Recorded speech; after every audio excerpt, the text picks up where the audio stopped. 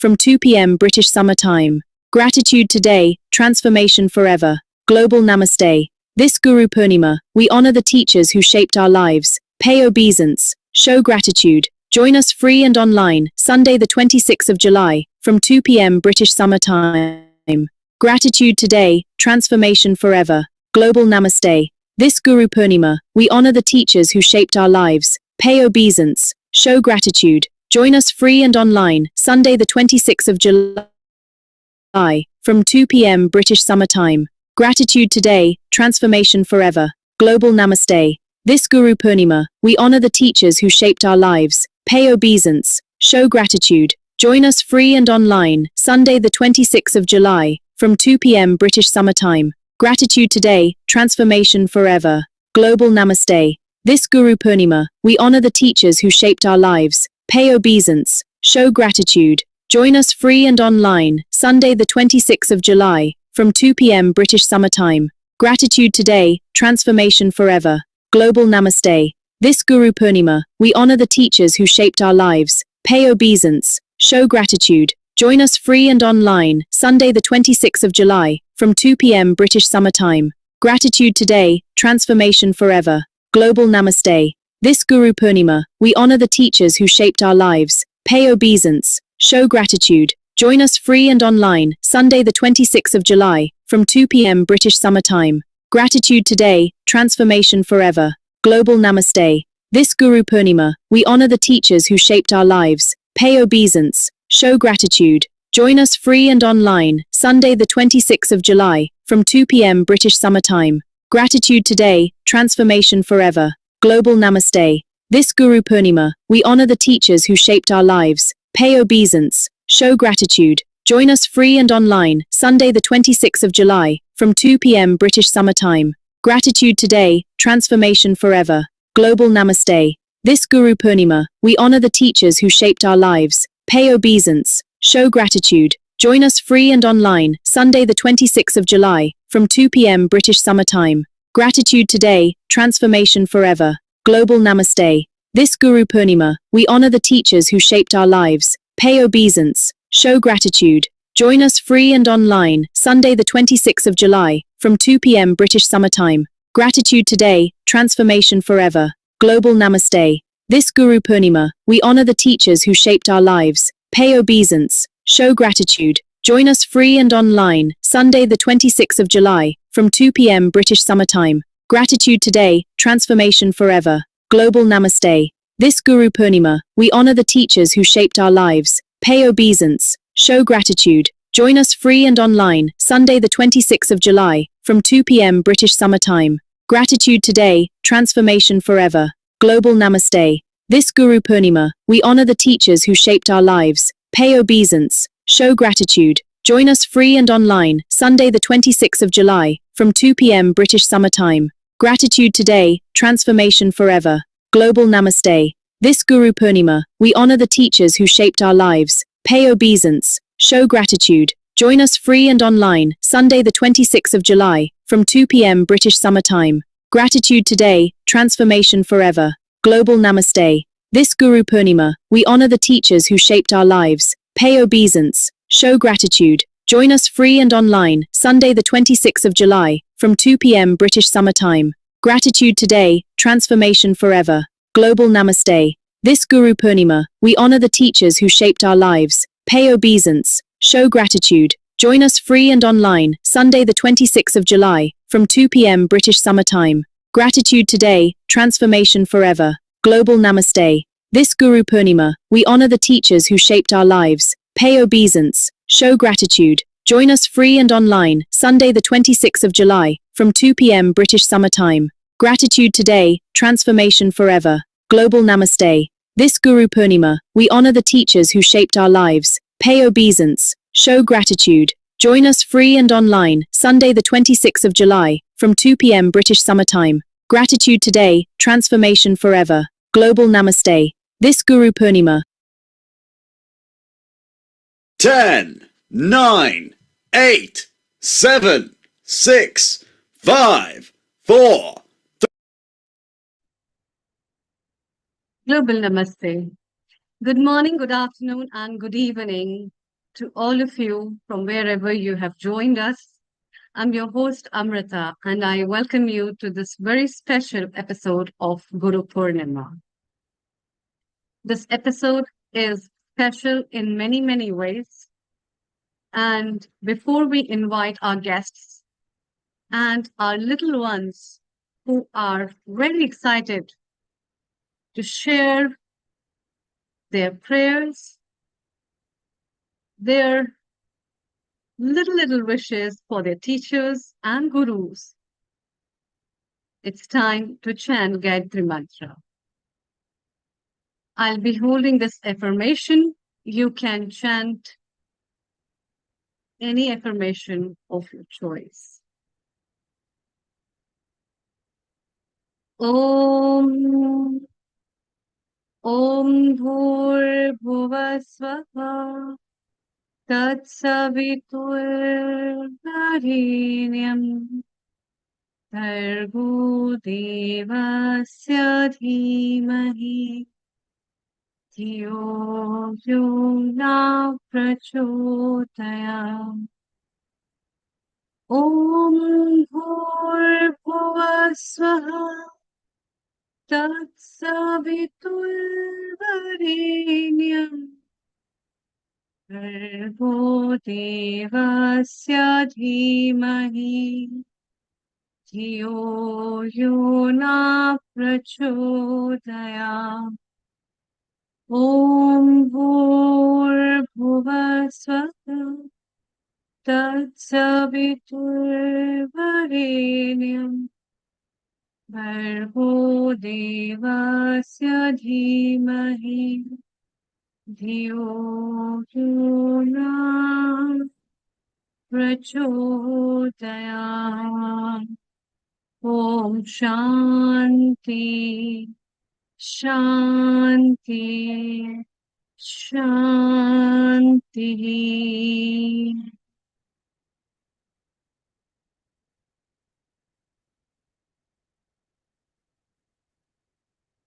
Guru Purnima, the festival and celebration where we pay obeisances to our gurus, blessings, wishes, and prayers for the Guru. As it falls on 29th of July, as per the lunar calendar, every year, loads of students, loads of teachers wait for this moment. And that's why, to bring something special every week to you,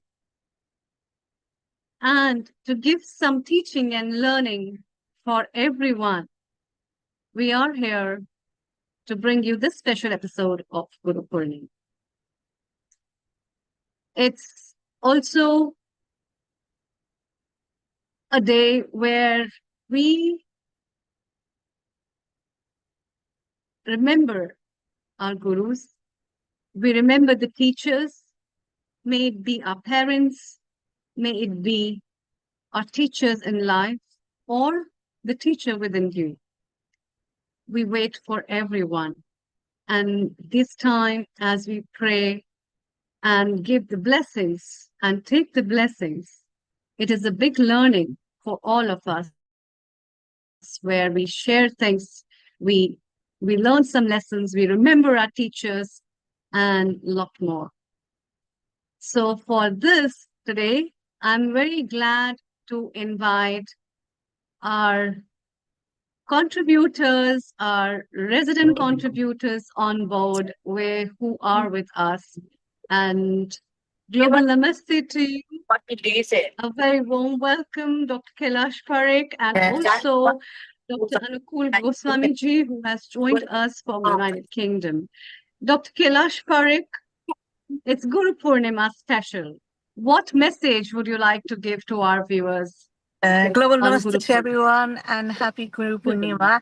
I do have as a message, but I will, if I can go and recite it in about 5 minutes when we stop the car, because obviously I'm in the Sure. car at the moment and we're parking up. So if I may share my message in a few minutes' time, if that's okay, Amritaji. Sure. Please go ahead. Thank you. So I'll share it in a few minutes when we stop. Okay. Give me 5 minutes. Sure.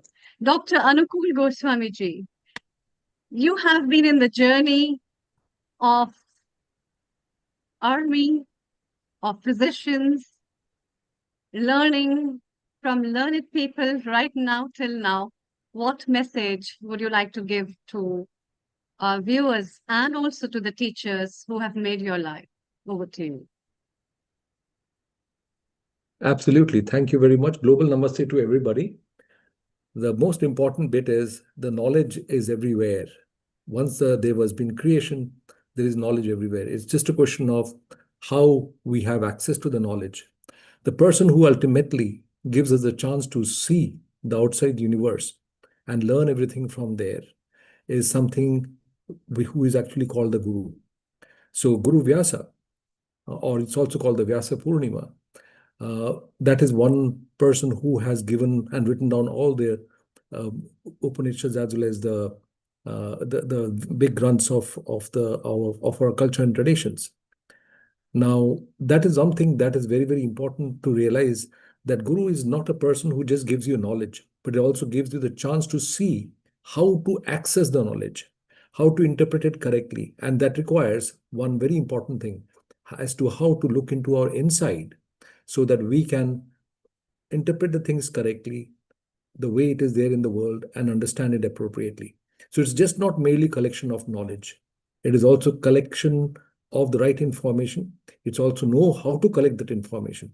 I'm sure we have got very, very important speakers today. We learn so much about Guru Purnima. We'll learn so much about the concept of Guru Parampara. We'll so understand so much about the fundamental concepts, where the Guru guides you. So the internal Guru, how it is awakened. All our prayers tell us how to awaken our inner Guru. And I'm sure our speakers such as Yogi Paramahansa ji will be able to tell us much more about these kind of things. Amrita, I'll leave it to you to introduce him. Thank you. Dr. Anukul ji. We have with us our guest from United Kingdom, Paramahansa Yogi ji, Yogi Abhinav ji. Global Namaste. A very good afternoon to you. A warm welcome. What message do you have for Guru Purnima? Over to you. Global Namaste to all. Global Namaste to you, Amrita ji, Anukul ji, and Nishit ji, and Kailash ji, and all the other viewers who have joined. I would completely, say that what Dr. Anukul has just mentioned is a very defined, definition of a guru. Would like to add some more to it. Guru is a person who makes you, meet yourself. A person who makes you meet to yourself, who makes you introduce to yourself. He can be a teacher, he can be just be a guide, he or she can be anybody. For me, a person who can introduce you to yourself, your own Atman, your own self, is a guru. And that is what the classical definition in the text also states, that a guru should be able to take you to the state where you start to realize who you are as an Atman, raise your consciousness if the desire is there in the Shishya, and also guide you in your further journey. So there are multiple aspects which a guru should perform as a person before we can use the word guru. Now in today's time we use that more loosely, I would say, because anybody who is a teacher is a guru. Anybody who is trying to give any kind of guidance, we treat them as a guru, which is also correct. But the classical definition in our sacred texts, in our spiritual texts, states about this basically. And I feel that the most important journey a human has to take, and this is what I have been talking about, and I am just to introduce, I'm a Kundalini yogi. I've been teaching Kundalini Yoga for the past 15 years for free in the United Kingdom and at many other places. I go to India, I go to other places, Europe as well, to teach this, and I try to pass on this knowledge. What is exactly this knowledge? It's about understanding who we are as a body and who we are as the physical aspect of it and the metaphysical aspect of it, who we are as a soul. So going deep inside ourselves, clearing our chakras, our energy centers as we call them, or our nadis, or the channels as we call them, starts this process that you start to come out from, I would say, the clouds which are always present in our mind, which are creating anxiety, a lot of stress which we see in modern life, a lot of other things which kind of takes us away from the purpose of life, which is to grow ourselves as a spiritual consciousness from lower states to higher states. This is what is the most important function that all humans have to do in one life or the other, and this journey continues. This journey continues and continues until you reach to that ultimate truth, which is the Brahman. Now, I want to simplify this for people, that why is this very important? See, when you are in the world, you are always, clouded in your judgment. You are also facing a lot of sometimes, anxiety, depression, maybe things like ego tussles and other things. And that is stopping your spiritual growth, that is stopping your energy growth. And the guru's job in this purpose is to guide you, is to take you to the level where you are. If you are not very ready, then the guru would give you something like, say, start with name chanting. That's why Premanandji Maharaj always keeps on saying every way, start with Nam Jap, because that's the first step. When you're taking name consciously all the time, your mind will stop to wander. It will start to get in the center, in the Shushumna, and slowly you will start to understand why that is important. Similarly, if you have evolved in that journey a bit, you will be moved into mantra sadhanas. Now each and every mantra in our Vedic scriptures or our spiritual books is comprised of Sanskrit language. We all know that, right? And each and every word can go and activate different centers, because the sounds, we know, impacts our cells and our human body. So without trying to go into the depth of it, I'm just trying to explain that why a guru is very important, and why, as per the Guru Shishya Parampara, this whole tradition has been laid. Even Bhagwan Ram had to go to a Gurukul. Bhagwan Shri Krishna had to go to a Gurukul, to Swami Sandipani ji, to learn these things. Even though because they were born as a human, the whole idea was to explain to humans that these processes are very important.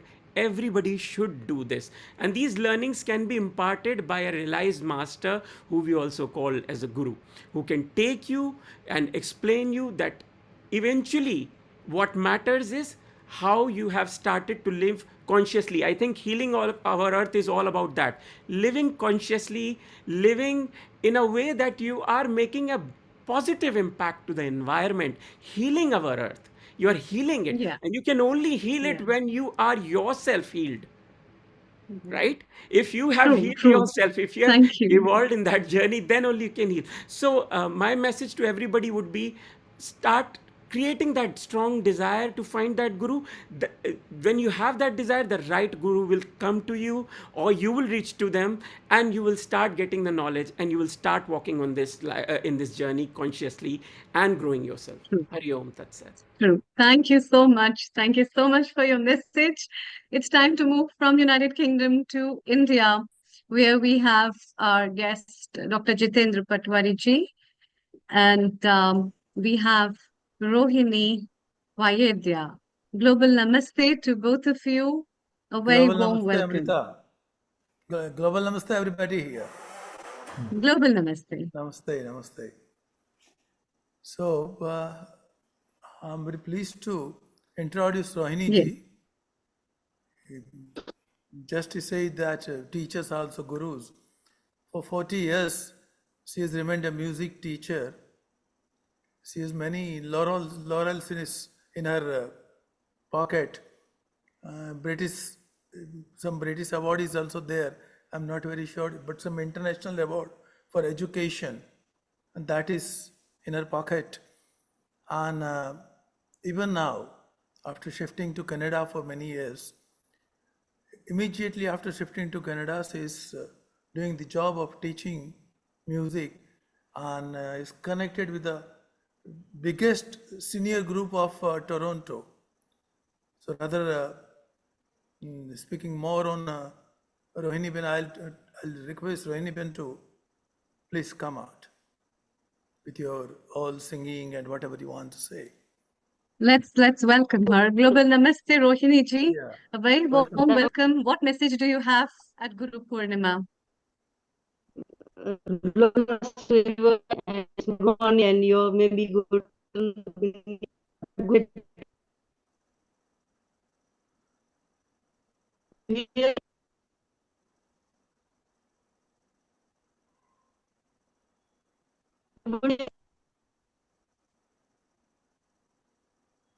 Your bandwidth is low. Can you please speak again?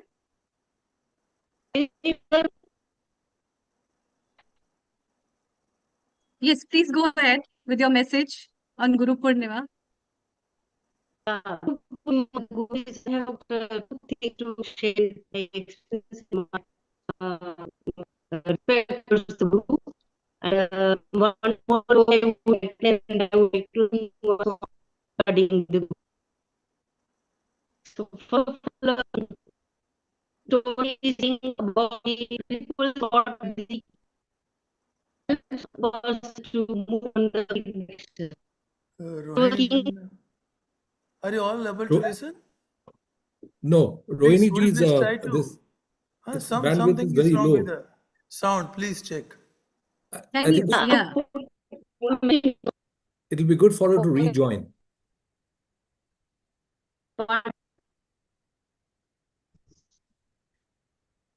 Please see your bandwidth. By the time you settle up with your bandwidth, let's have a quick message from Dr. Kailashi, who's traveling.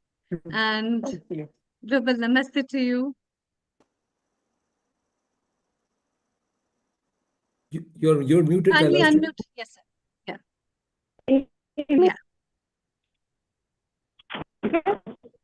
Yeah. I'm trying to unmute myself. Yes. Can you hear me, everybody? Yes. Yep. Yes, So yes. Global Namaste, everyone. I'm in a bit of a quiet place here, so I can now share my message for Guru Purnima. So here we go. Namaste and warm greetings to everyone. Today we gather to celebrate the sacred festival of Guru Purnima, a day dedicated to expressing our deepest gratitude to all our gurus, teachers, mentors, parents, those who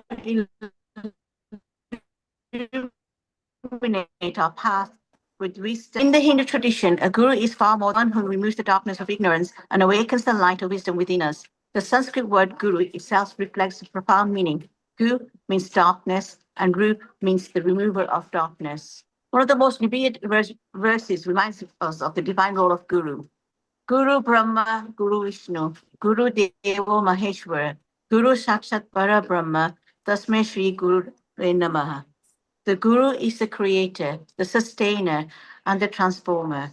The Guru is the embodiment of the supreme reality. To that revered Guru, I offer my humble salutations. Guru Purnima is traditionally observed in the honor of sage Vyasa, who compiled the Vedas, authored the Mahabharata, and gifted humanity the Bhagavad Gita, one of the world's greatest spiritual dialogues on duty, wisdom, and self-realization. The Bhagavad Gita reminds us that Vidhi Pranapatina Parisparasana Seva would make sure that Dejanam Janin Tattva Darshinaha, which is from the Bhagavad Gita, chapter 4, verse 34.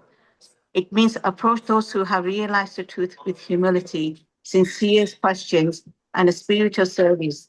They will impart true knowledge to you.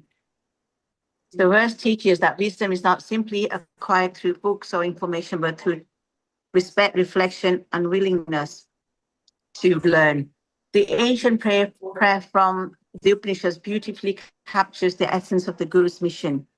Astoma Sadakamaye, Damasroma Jyoti Kamaye, Mituna Amritam Kamaye. Lead me from the untruth to the truth, from darkness to light, from mortality to immortality. These timeless words continue to inspire humanity, regardless of faith or culture. So, in today's rapidly changing world, we need gurus more than ever, not only spiritual teachers, but also parents who nurture us, teachers who educate us, mentors who encourage us, and friends who challenge us to grow, and community leaders who inspire hope through their example. On this auspicious occasion, let us pause to honor every individual who has shaped our lives with patience, kindness, knowledge, and love. Let us also reflect on our own responsibility to become a source of guidance for others through humility, integrity, compassion, and passion. As the Bhagavad Gita teaches us, true wisdom is reflected not merely in words we know, but in how we live. May this Guru Purnima inspire each one of us to continue seeking knowledge, cultivating inner peace, embracing lifelong learning, and sharing wisdom for the welfare of all. I would like to conclude with a universal prayer from the Vedic tradition. Loka samashta sukhina bhavantu. May all beings everywhere be happy, peaceful, and free from suffering. Thank you to all, and happy Guru Purnima. Namaste. Thank you. Namaste. Thank you. Thank you so much. Let's have a quick message from Rohini ji.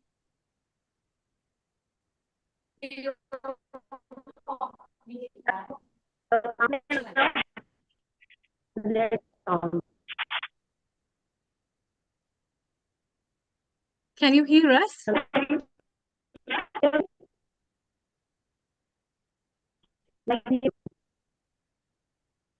Yeah, your bandwidth is a little low.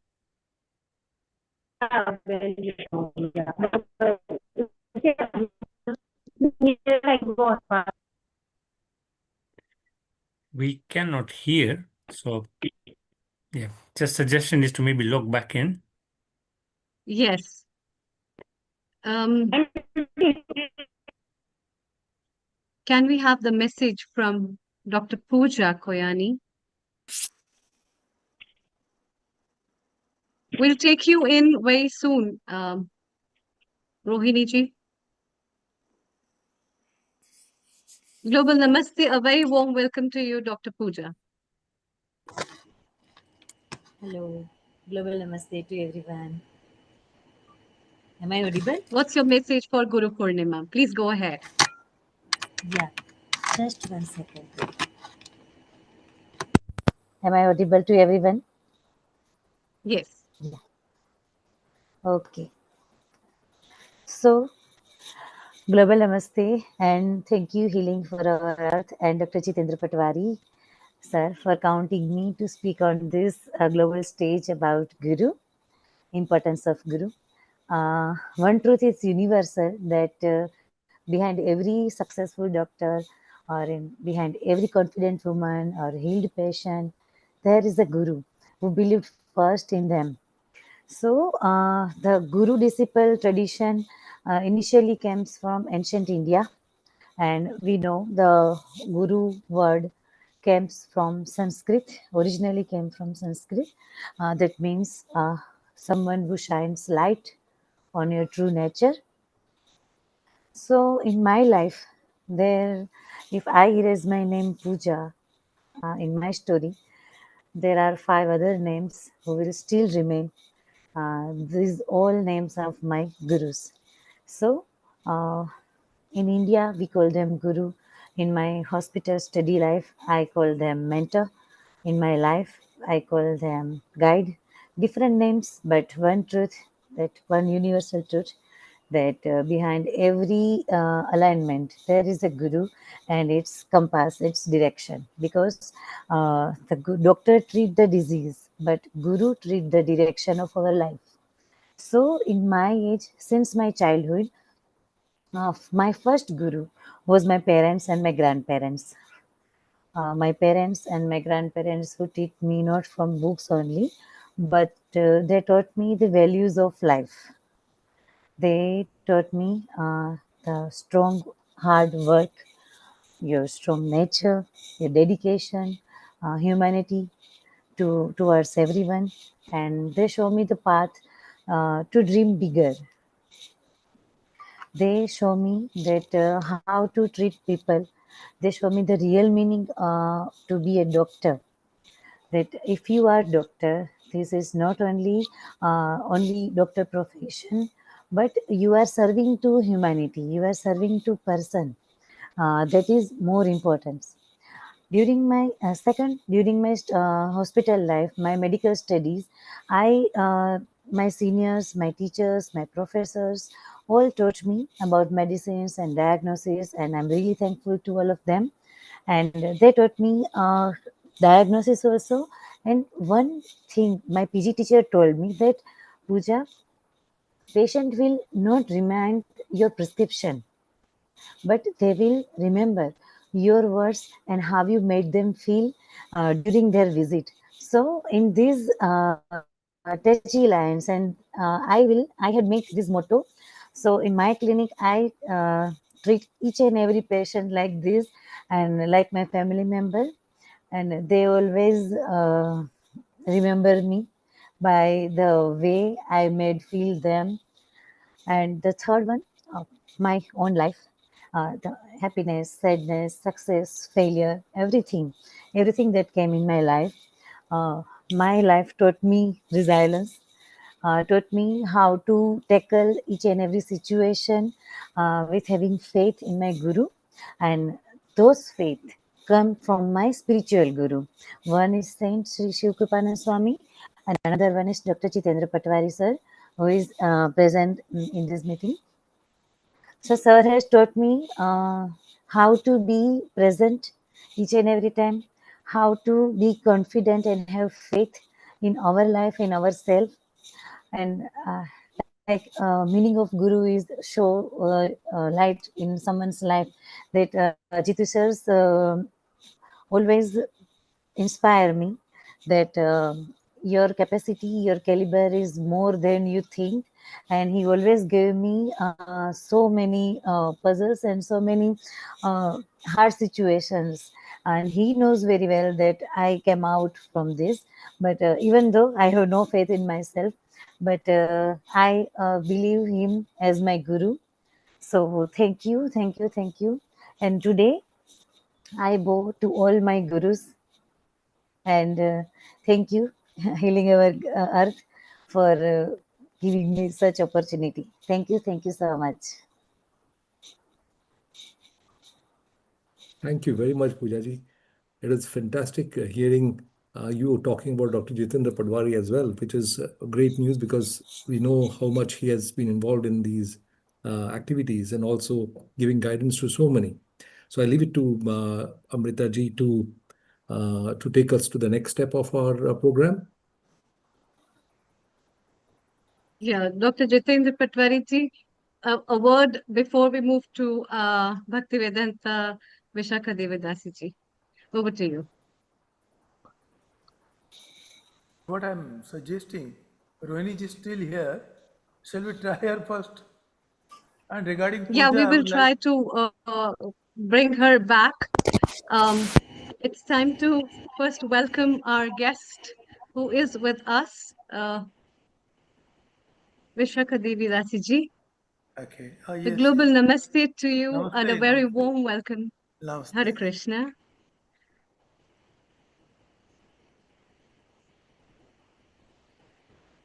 Hare Krishna.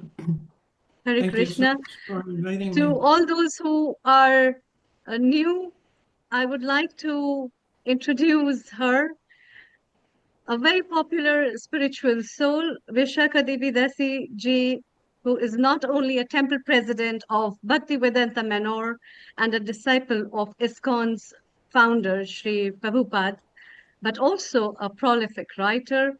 And in 1971, at the age of 20, she had just published her first book and was the beginning of her career in photojournalism. Her dream was of bringing people around the world closer together by sharing their common kinship and values through her photographic essays. Vishakha Devidasi ji has traveled east, where she first learned about Bhakti Yoga and is still preaching the essence of yoga and the learning from Sri Prabhupada Ji as well as Bhagavad Gita to enlighten everyone. Hare Krishna, a very warm welcome to you on this Guru Purnima episode and a very good afternoon. Over to you. Thank you. Thank you so much, Amrita, for such a warm introduction. I'm very honored and grateful to be amongst you all.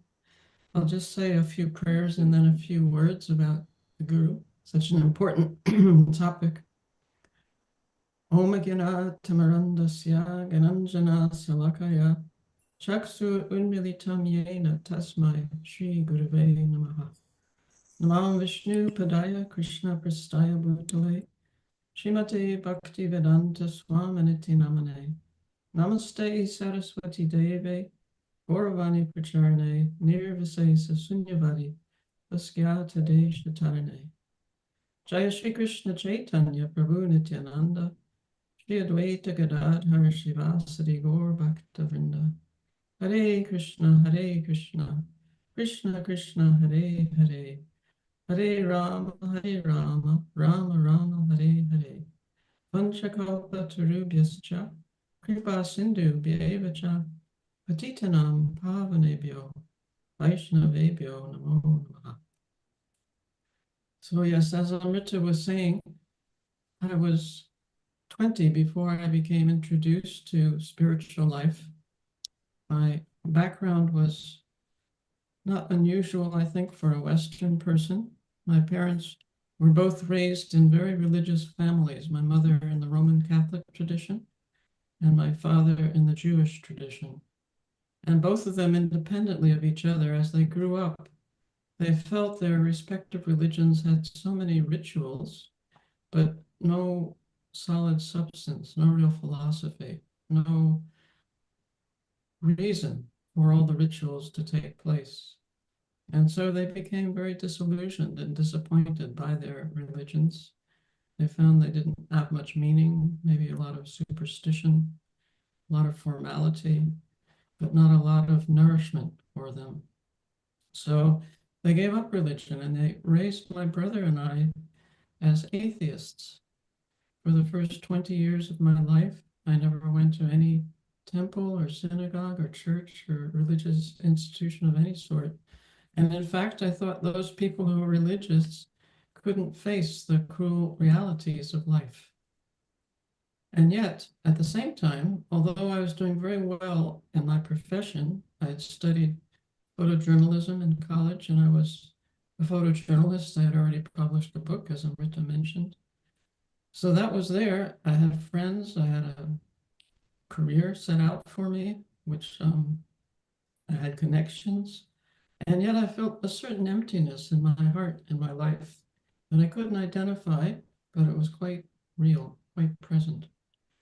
And so in that state, I went to India at the invitation of a friend who I'd met in college, who later became my husband. And there I met His Divine Grace A.C. Bhaktivedanta Swami Prabhupada and his students. And Prabhupada founded ISKCON, the International Society for Krishna Consciousness, commonly known as the Hare Krishna movement. And he, at the very first meeting, one of the very first meetings that I had with him, he suggested that I go to Vrindavan and do photography in Vrindavan, because that was my interest, photography. And so I did that along with my then boyfriend, now husband. We went to Vrindavan. We spent a month there. This is in 1971. It's a very different Vrindavan today than it was then. Then it was a village, a simple Indian village, but unique in that the whole village was oriented around Krishna Bhakti, devotion to Lord Krishna, the Supreme Personality of Godhead. So when we passed people in the streets, they would say, Jai Radhe, which I didn't know what it meant at first, but I was instructed to respond Jai Radhe, which I did.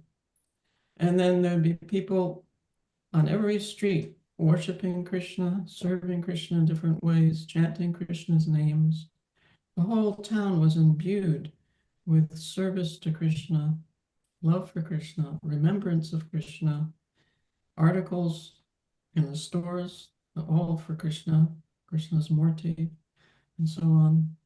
So I was really moved by this, and I really, although we only found 2 people at that time in all of Vrindavan who spoke English, so there was no one who preached to me per se. But I was just all of a sudden immersed in this culture of bhakti, the culture of devotion. And that was transformative because it finally dawned on me that perhaps the emptiness that I was feeling within me was because I didn't have spiritual life. I didn't accept a supreme person, a supreme controller, a person who lived within the heart of each and every individual.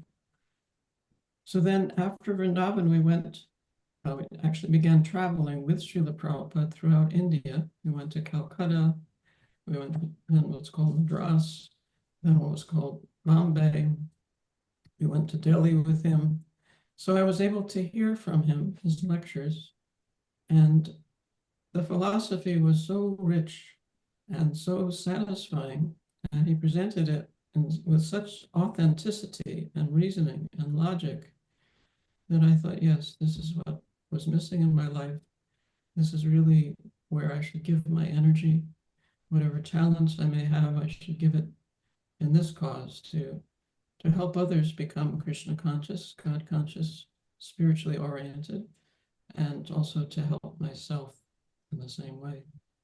So Prabhupada would very often quote Bhagavad Gita and Srimad Bhagavatam in his talks. And one verse especially is pertinent for today. From Bhagavad Gita, it's chapter 4, text 34. I'll just read the Sanskrit and then we can discuss the English a little bit. The Sanskrit is Tadvidhi pranipatena pariprasnena sevaya upadakshanti te jnanam jnaninas tatpadarshinaha. And the translation, just try to learn the truth by approaching a spiritual master. Inquire from him submissively and render service unto him. The self-realized souls can impart knowledge unto you because they have seen the truth. A really beautiful verse spoken by Krishna to Arjuna. Arjuna is in a very confused and distressed situation on the battle of Kurukshetra. And each word is significant. For instance, it starts, just try to learn the truth. In other words, we simply have to make the effort. We've been given human intelligence, which is such a blessing. The animals don't have the intelligence to seek spiritual knowledge. Human beings do. However, human beings have the unfortunate habit of misusing their intelligence to make so-called progress. So many inventions are there. And those inventions, people think it's wonderful. Now we have the car to replace the horse. However, there's so many car accidents and there's so many wars over oil and so many men suffer in factories to produce the cars. And then cars become a symbol of prestige. The car I have is better than the car you have. And such a source of expense. It's so expensive to get them, to maintain them, to pay for the gas, the insurance, such creation of anxiety, all to get from place A to place B. And now, because of this so-called progress, place A and place B are farther and farther apart. Before, when people walked or took ox carts or horses, in the same area, you would have your friends, you would have your business, you would have your doctor, everything would be there. But now, our relatives are in a different continent, not to speak of a different part of the country. Everything is so spread out because transportation has increased so radically. So now we have to travel so far to see our friends, to see our family, to see our medical practitioners and so on. So this is considered progress. And in the process, there's so many fatal accidents, so many accidents where people get maimed for life. So that's one thing that Prabhupada opened our eyes to, what's called progress, and people think we're advancing. Perhaps in the true sense of the word, the true advancement is for us to come closer to God, closer to his servants. And these things that we call progress, there's a downside, which is very serious, a very serious downside, and maybe they're not actually progress at all. And that idea took a long time for me to accept. But then once I did start to accept it, it made so much sense that if our actual goal in life is to become self-realized, to understand actually who am I, who is God, what is my relationship with God, then these things are simply distractions. And we see it now. People are addicted to using their phone, to scrolling, mostly nonsense or even worse than nonsense. So many conspiracy theories and scams and what have you. So yeah, it was a tremendous shift in consciousness. So here, Krishna is saying, just try to learn the truth. In other words, maybe we can't successfully understand the whole truth. Who can understand God? He's so great. But if we simply make the effort, turn our attention away from things that are so distracting, be satisfied with a simple life, not so stressed about monetary considerations, and turn our attention to the scriptures, to the words of the saints, to service, to the devotees who are trying to progress in spiritual life. Just try to do these things, and we'll feel a great relief of anxiety. We'll find a direction of purpose. We'll find satisfaction that was formerly unknown to us. So many riches await us simply for making the attempt. So he says, just try to learn the truth by approaching a spiritual master. So this also has to be done with great care. Who is a spiritual master? There's so many people who claim to be spiritual masters who perhaps should be questioned, because the actual spiritual master is enlightened by the scriptures. It's not something that a person dreams up, some mental speculation, something whimsical, but rather it's rooted in the bona fide scriptures like Bhagavad Gita, like Srimad Bhagavatam, like Chaitanya Charitamrita, this knowledge. And the bona fide spiritual master is not a self-made person. Rather, that person is coming in disciplic succession. That person himself or herself has surrendered to a bona fide spiritual master in this disciplic succession that can be traced all the way back to God himself, to Krishna. So it's not something whimsical, it's not dry speculation. And that spiritual master is called an acharya. An acharya means one who teaches by an example, by his example or her example.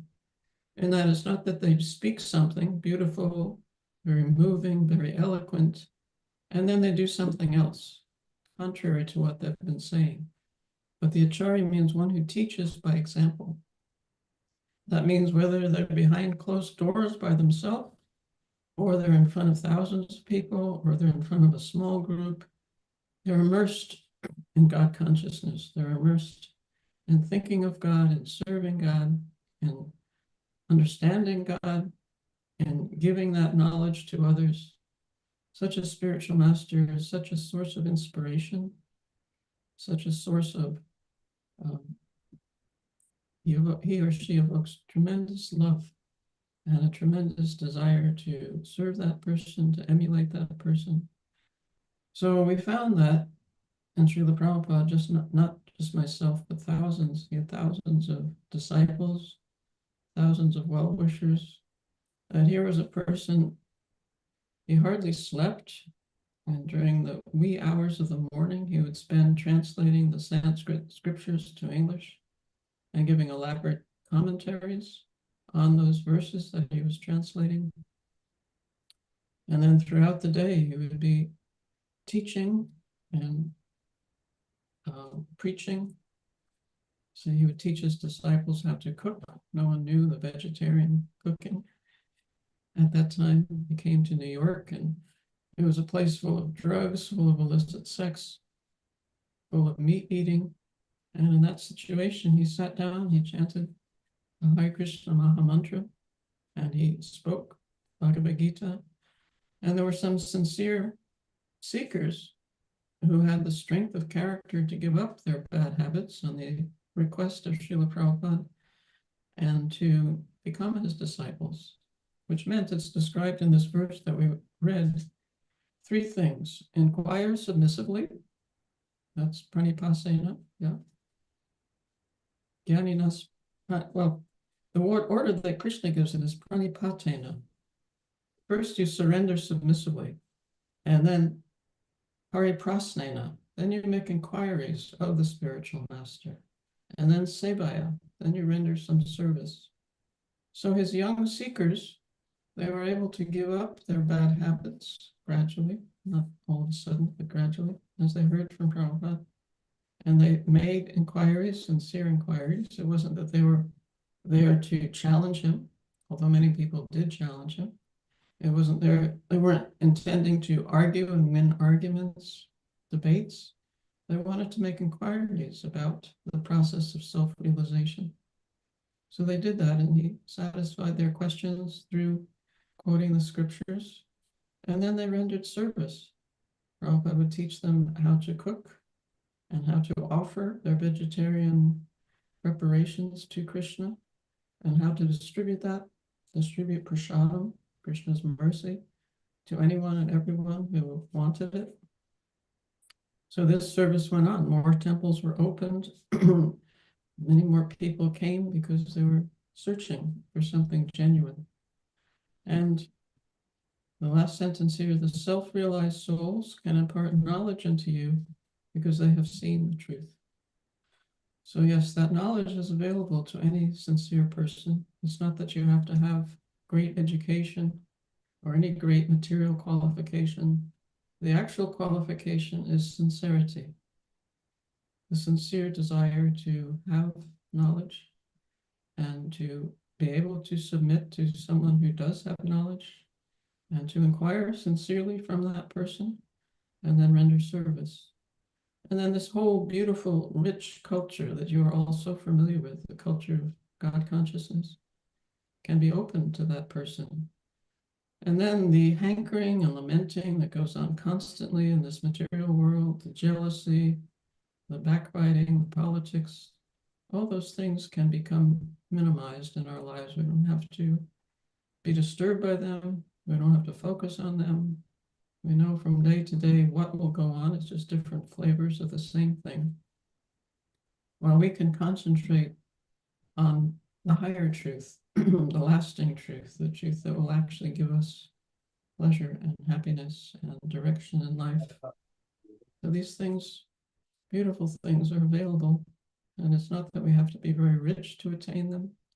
We just have to have a little desire, a little focus, a little humility, a little sincerity, and these doors open to all of us, and they're waiting to be opened. I think all of you are aware of this. I'm just telling you what you already are aware of. Thank you so much for your attention. Hare Krishna.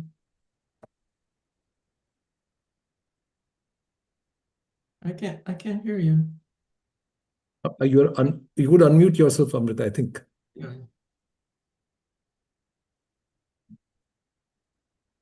No, your mic is No. still disconnected.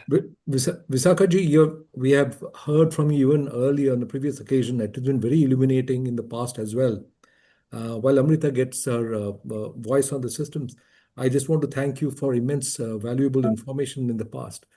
One of the things that you had stated about was the concept of ritualistic behavior amongst many people. And that ritualistic behavior meant sometimes they might say, and I think it is important to get rid of the ignorance, that we also in our traditional system follow many rituals. What are the fundamental ritualistic differences between the rituals that we follow in our Sanatan system as opposed to other rituals which don't seem to have this depth of understanding your own self? Yeah, thank you. That's a very good question, very important question. And actually, all rituals do have depth, but very often that depth is lost and people simply go on with the rituals. I've spoken to many young Hindu, young men and women from the Hindu background, and they say the same thing, that their parents do rituals at home, and they're asked their parents, why are you doing this? And their parents wouldn't be able to say. And so these young men and women say, well, why should I do that if you don't have any reason for it? So it's the same principle in all religious traditions. There are rituals, there are reasons for them, But too often, the reasons, the philosophy behind the rituals is put aside and the rituals go on. And so young people are not happy with that. They're not satisfied at all. And they give them up. And that's a great loss. So no doubt rituals are important for us. They should go on, but we should understand why we're doing them. What is the significance? How is it helping us spiritually to advance in understanding, to advance our love for Krishna? So that puts us into a very important point again, and that is about the need for gurus in our system, because it's the gurus who get rid of the ignorance and also the confusion that we have so abundantly available everywhere now. So where do you think in our communities are the gurus? Well, I hope that in all communities there are gurus, but they may not be where we're looking for them. The guru necessarily does not look for adulation, does not look for attention. The guru, him or herself, is involved in the scriptures, and it's up to us to understand the qualities of a guru and then to search for that person. And it may not be the person on the billboard. That's true. It's just like if you're looking for gold and you go to a fruit wallah, you can't expect to find gold. You have to know where to look, and you have to know the qualities of gold. So we need ourselves to understand what are the qualities of a guru. And then once we're fixed in understanding those qualities, then we can have a hope to find that person and be blessed by Krishna to find such a person. But it is also said that you get a guru only when you're desirous of getting one and when you're destined to get one. What do you say of something situation like that? Yeah, it's said by the mercy of Krishna, one gets a bona fide guru, and by the mercy of the bona fide guru, one gets Krishna. So it starts with the desire that, yes, I'm confused, just like Arjuna on the battlefield of Kurukshetra. He was overcome with emotion to the point that although he's a great warrior, he can't fight because he sees his friends, his relatives, his teacher on the opposite side, so-called enemies, and he's overcome by confusion, by desire not to fight, even though it's his duty to fight. And so he turns to Krishna, says, I'm confused about my duty, please instruct me. That's how it started. Thank you, Thank you. Vishal. Thank you so much. Thank you, Vishal. Thank you for joining us. Thank you for having Hare me. Krishna. I'm honored to be with you. Thank you. It's time to move on with our other guest. Let's have Rohini ji, if your bandwidth is fine. A short message from you, Rohini ji, from Canada, and then we move to Abrita with her guests. Global Namaste. Can you please speak?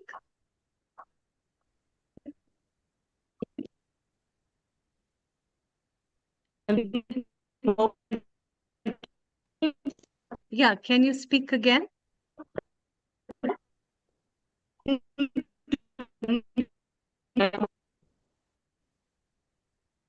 We can't really hear you clearly.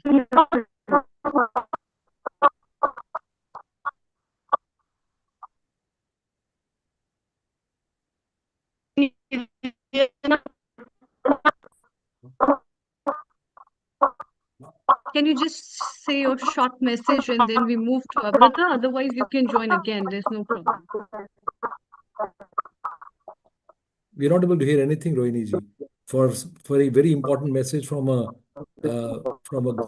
guru like you, I think it'll be very, very important for us to hear. I think we should get some message maybe written down or something like that from her. Yes. Abrita, can you switch on your video so that I can spotlight you from Indradhanush Academy? Can you try to speak Rohini ji again?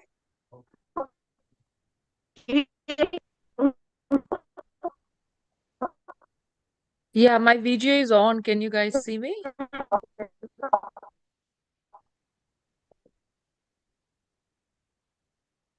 Yeah.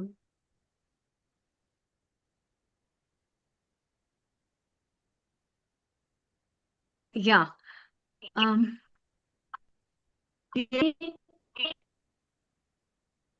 Global Namaste to all of you. Global Namaste, Abrata. Nilanjana Paul is not present here.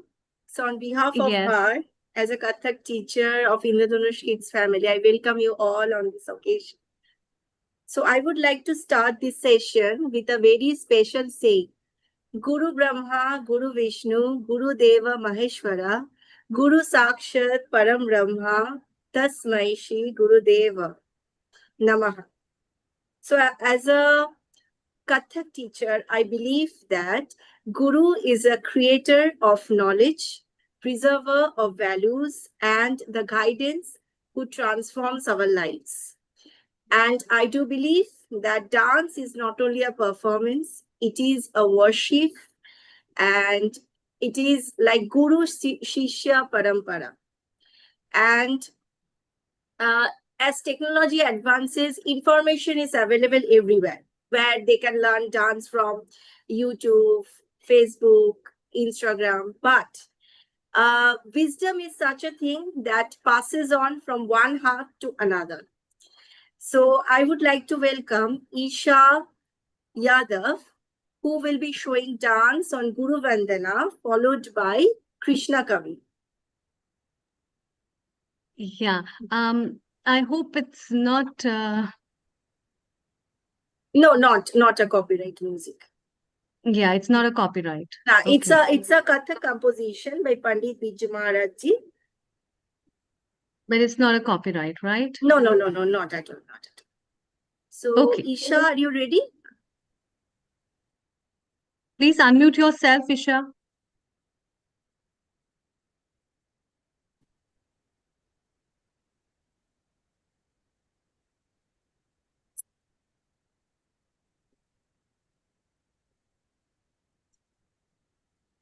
Yes, please go ahead.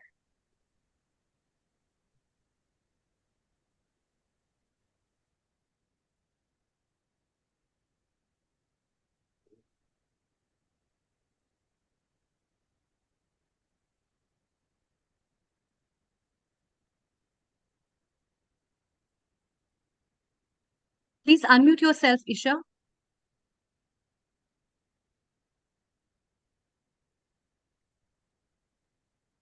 Yes, yes. Go ahead. That's good.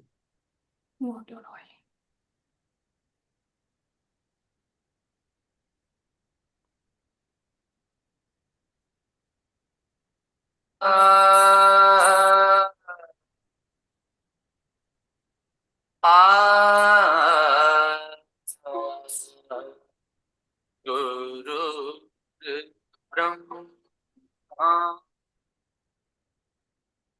Guru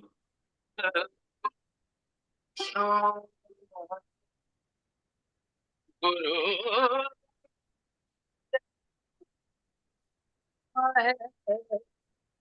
Maheshwara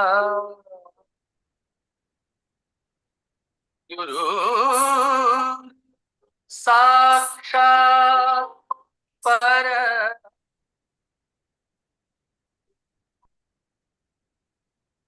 Tasmai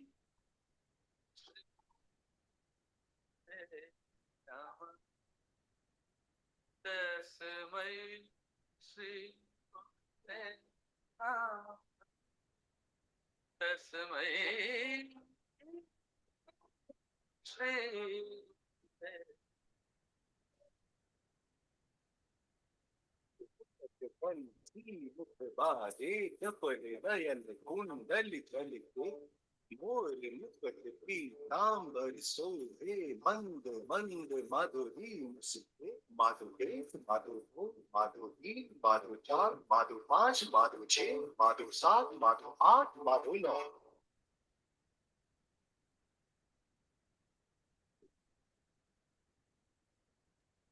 Wonderful. That was very nice. Yes, Abrata, can we have the next speaker? Who is next? Ishan Chatterjee. Ishan Chatterjee from Indradhanush Kids Academy. Ishan Chatterjee. Ishan Chatterjee. Yes. What is he presenting? He will be singing on Krishna song. Okay. Shri Krishna Govinda Hare Krishna. Yes, Ishan, please go ahead.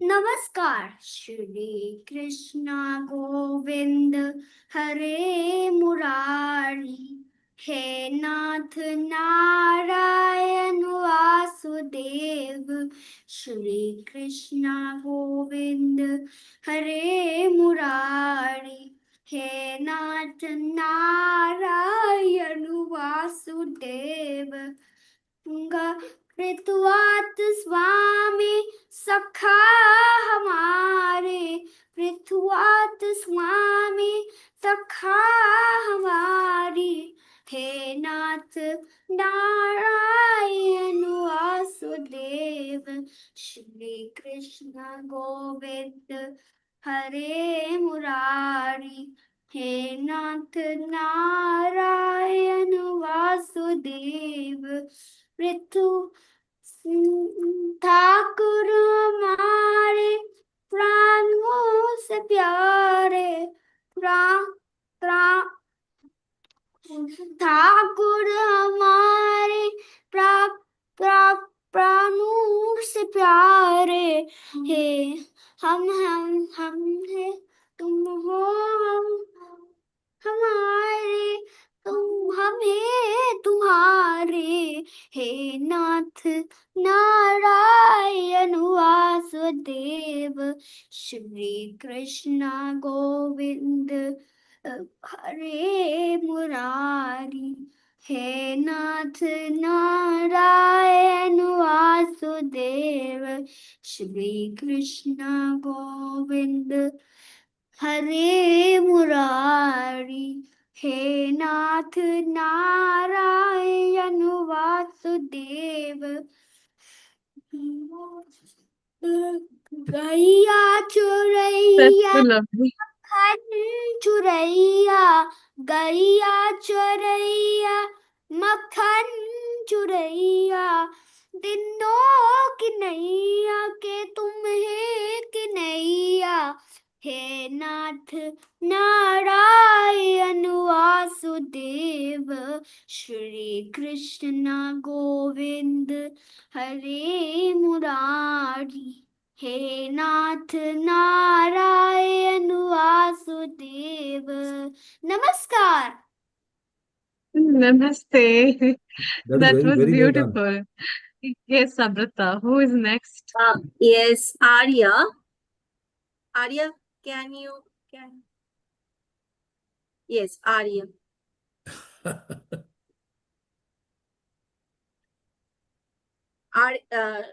Arya, can you raise your hand, please, so that I can identify? Yeah. I've made you the co-host. We can Aryahi. Aryahi? Yes. Global Namaste. Yes. to everyone and happy Guru Purnima. First of all, can you hear me? Anyone? Yeah. Okay. So my name is Arya Hikandukuri and I am 10 years old. I'm the student of Nilanjana Ji from Indradhanush Kids Academy and I'm going to perform Suraj Ki Garmi.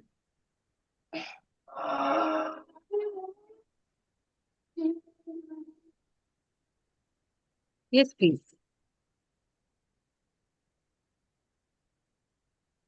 जैसे सूरज की गर्मी से जलते हुए तन को मिल जाए तरवर की छाया सूरज की गर्मी से जलते हुए तन को मिल जाए तरवर की छाया ऐसा ही सुख मेरे मन को मिला है मैं जब से शरण तेरी आया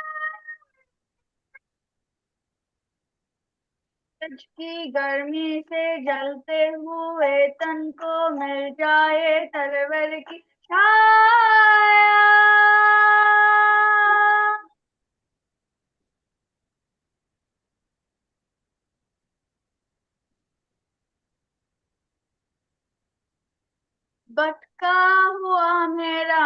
मनता कोई मिल ना रहा था साला, भटका हुआ मेरा मनता कोई मिल ना रहा था साला, लहरों से लत हुई नाव को, लहरों से लत हुई नाव को, जैसे मैं ना रहा हूं किनारा।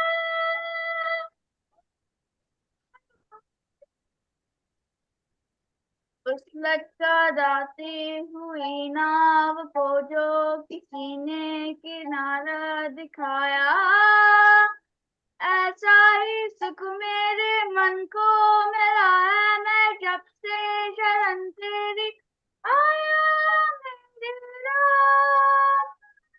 सूरज की गर्मी से जलते हुए तन को मिल जाए तरवर की छाया।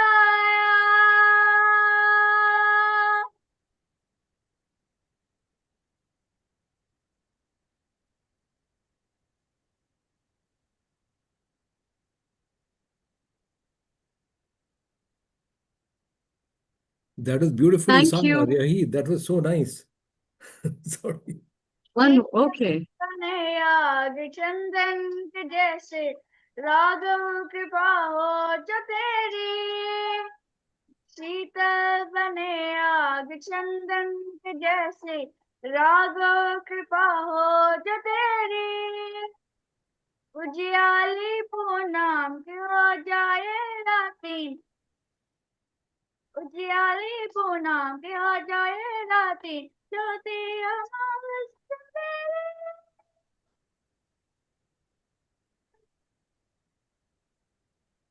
युग युग से प्यासी मरुभूमि ने जैसे सावन का संदेश पाया, ऐसा ही सुख मेरे मन को मिला है, मैं जब से शरण तेरी आया मेरा।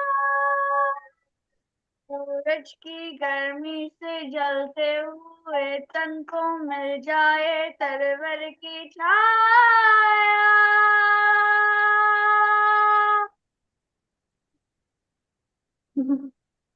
Very nice, Arhi. That was very, very good, not only, but sadly enough, we could not hear the background music. That's why it Yeah, was sort yeah. of overlapping, but her voice was so good, so enchanting. तेरा मिलन Yes. उस पर कदम में बजाओ, जिस राह की मंजिल तेरा मिलन हो, उस पर कदम में बजाओ। फूलों में खारों में पतझड़, बहारों में मैं ना कभी डगमगाऊं, फूलों में खारों में पतझड़, बहारों में मैं ना कभी डगमगाऊं, कभी डगमगाऊं। पानी के प्यासी को थक देने जैसे जीवन के अमृत पिलाया, पानी के प्यासी को थकते देने जैसे जीवन के अमृत पिलाया, ऐसा ही सुख मेरे मन को मिला है, मैं जब से शरण तेरी आया मेरा। सूरज की गर्मी से जलते हुए तन को मिल जाए तरवर की छाया, ऐसा ही सुख मेरे मन को मिला है, मैं जब से शरण तेरी आया मेरा। सूरज की गर्मी से जलते हुए तन को मिल जाए तरवर की छाया। Lovely, lovely. Very nice. Thank you. Thank you. Thank Very you. nice. Thank you. Hope to meet Thank you you. soon in another lovely session. Thank you. Thank you so much. That was very nice. Arpita, how are you teaching them all from a distance in I am teaching them online, but we have also offline teacher, Kathak teacher, and also Bharatanatyam teacher. But I am teaching online from India. Fantastic. And Yes, you're all also are For from teaching. past 10 Indradhanush years. Academy. 10 years, I'm teaching. 10 years crossed. Wonderful, wonderful. All Keep are that up. from Thank you. Thank Indradhanush you so much. Academy, and we are really happy to have all of them. Thank you so Thank much you so for much. joining, Thank you. Amrita Thank ji. you. Thank you. Thank you so much. Global Namaste. Global Global Namaste. Namaste. It's really nice, Dr. Anukul ji, to welcome people and to have these little children who are with ingrained essence of their gurus, remembering their gurus and offering in forms of songs and dances and all that. So this is really nice. Let's welcome our guest from Canada, who is known by Jitendra Patwari ji, Amrita Mahajan. Global Namaste, a very warm welcome to you. And good morning. Good morning, Jitendra ji, Amrita. please go ahead and your message for Guru Purnima. Thank you. Yes, Amrita, go ahead. Yes, please go ahead. Oh, yes. Hi there. Hi, namaste, everyone. Good to be here. I wanted to share a little bit of my experience. So living in Canada for me more than 2 decades has given me the opportunity to meet people from many cultures and traditions. Like many modern seekers, I was curious. I explored different spiritual paths, attended workshops, met teachers, experienced indigenous traditions, meditation practices, and healing methods. Each experience has taught me something valuable, yet one question quietly remained within me. What is true guidance on this day of Guru Purnima? So, I would like to share not conclusions, but the lessons I learned while searching. I feel like today's seeker has more choices than ever. Previous generations used to have just one tradition. Today's seeker has more access. Like there are so many spiritual podcasts, retreats, breath walk, a lot of different techniques on how we can go inwards.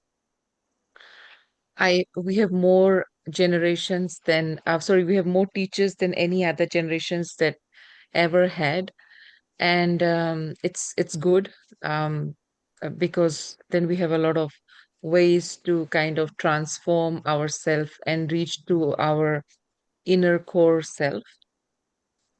But also with all this, we have more confusion. We don't suffer from lack of information. Sometimes we suffer from too many directions. Every path gave me something. I discovered that almost every authentic technique, tradition offers something precious and unique. Um, some could offer some places I learned the importance of gratitude. Some places I learned the importance of discipline, the importance of being compassionate, kind, working on your inner self, um, working on your ego, what is true surrender. So every place has taught me something different. However, I gradually realized that every sincere path can become a doorway to growth if approached with humility. This is inclusive and globally acceptable to every spiritual seeker, I would say. And that has changed my question of what a guru is. Initially, my questions were what technique would works, what healing is the strongest, what workshop should I attend next. Gradually, they become am I becoming a kinder human being? Am I becoming a calmer human being? Am I reacting less to situations? Do I carry more peace into life, relationships? Am I more grounded and present internally? So I realized that spiritual growth is measured less by extraordinary experiences and more by ordinary living. So that has made my understanding and meaning of Guru entirely changed. At first, I thought Guru has to be someone like very larger than life, extraordinary person. But now I feel that Guru is anyone who helps me become more inward, more truthful, more aware, and more compassionate. And sometimes it could just be a book, an experience, a child, silence, anything. So the Guru principle became much more bigger than one individual. It's more of an experience that can make me become a better human being. I may still be a seeker, perhaps all of us are, but today I no longer feel the need to keep running from one experience to another. Instead, I try to go deeper into whatever genuinely helps me becoming a better human being. For me, that is the true meaning of Guru. On this Guru Purnima, may we all remain lifelong learners, humble seekers, and again, Guru for me is someone who can make me a better human being, more inclined to who I am, is what I wanted to say. Thank you. Thank you very much for such a lovely message. And definitely, I have one it's question. always great to remember our gurus and also be with them and take their blessings from time to time, because they are the real path givers. Thank you so much, Amrita. Before we move to our next guest, Harpreet ji, let's have a quick message from our resident contributor, makeup artist, and a versatile lady from United Kingdom, Vaishali ji. Global Namaste, a very warm welcome to you. And what's your message? Your message would be incomplete without singing. That's the note. Over to you. Global Namaste, Amrita. Global Namaste to all my beautiful Healing Our Earth family. First of all, I just want to say that Sarve Gurubhyo Namaha. Sarve Gurubhyo Namaha. Guru, and like amazingly said, Amrita just now said, I was listening to her, that's for a seeker. What is Guru? Who is Guru? In just one line, my message is, and what is my experience about Guru is, your breath is your Guru, your Atma is your Guru, your soul is your Guru. And when you have that urge, that strong desire that if you are a seeker, and you feel like, oh, when will I have my Guru? A guidance, that at any stage of life, we all are somewhere seeking of the Guru that can lead us to that right path, to enlightenment. So yeah, I would say happy Guru Purnima to all of you, to all the whole family of Healing Our Earth, the whole globe. Right now, I think every Atma, each and every us of, within the Atma is really guiding us. If we look inward, my message is just to look inward by any mean and by any technique. We don't have to find whatever suits you. In today's time, you don't have to necessarily go with the same path. For example, if someone is can able to find Guru and the connection by some energy, or by chanting, or by crystals, or by sound healing, or there are so many techniques, but ultimately the final destination is only one: to find a real Guru within us. And I think when we are able to find that peace within us, the Guru within us, I think the yatra, the journey, I feel that just begins. Because then there is an inward yatra, the inward journey. That journey is so exciting and amazing. So yes, Amrita, I don't have much time, honestly, because I'm at my workplace right now. But singing, I don't know what you want me to sing. Two lines. Okay, since it's a Guru Purnima, one of my favorite song, which is very much resonated and very much takes us to the, self-awareness, or to Atma, to our man. Here it goes for all of us. and for all of you.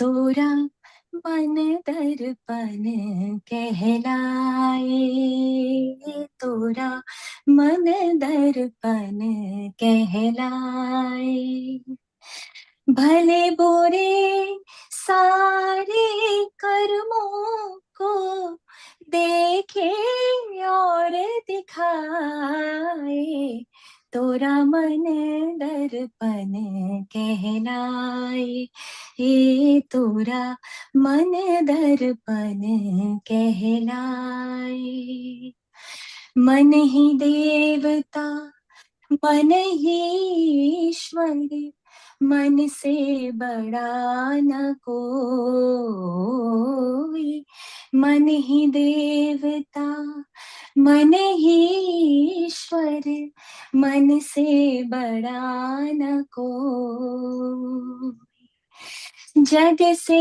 चाहे भागल कोई, मन के नैन हजार,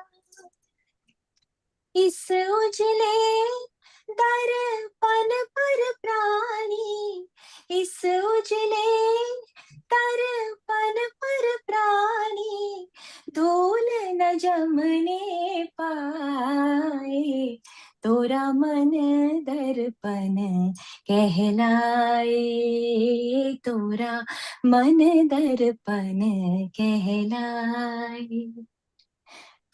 Thank you. Wonderful, Thank you. wonderful. I mean, first of all, you've directed our mind to man itself, which is such an important thing because man is chanchal, bahut hi chanchal cheez hai. So you got to control that, number one. And of course, during this time when you were singing, I could also see Vidya Shukla ji also singing along with you. It is fantastic Yeah. hearing you. That was nice. And I could also see Harpreet ji singing with you and also in tune with all that, which is very nice. Thank you so much, Vaishali, for your time and joining us and the melodies that you have added. Man ka darpan definitely matters. for Amrita, Guru. thank you so much for having me. Thank you And so again, much. it's my family, and yes, money is everything. And I would love to connect with all of you again in soon. And yeah, wish you a pleasant onward time and for this episode as well.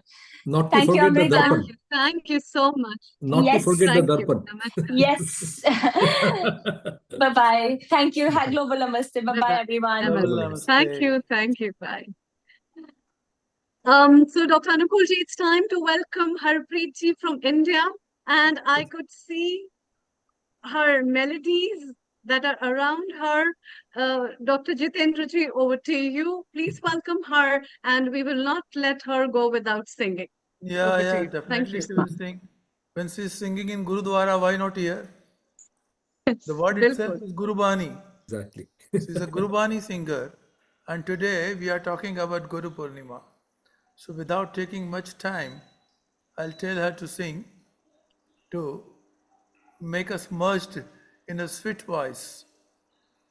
Thank you so much, Over to sir. you, Harpreet. Global Namaste, everyone. Am I audible?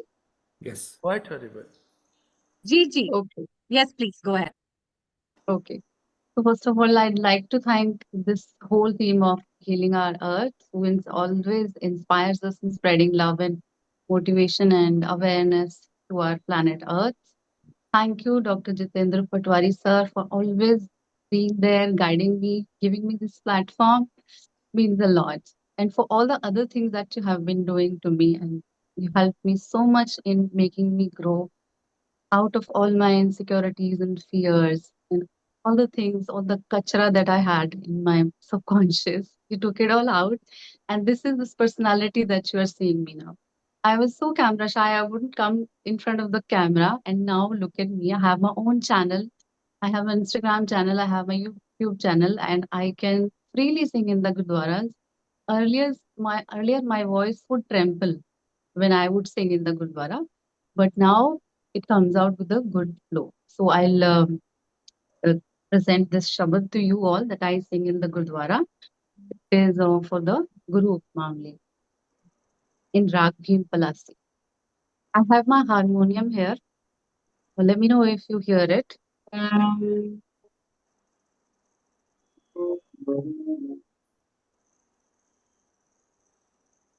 it audible? No, not fully. It is not exactly audible. The harmonium is not audible. Okay. Okay, You then are just audible. This okay. Okay, that's fine.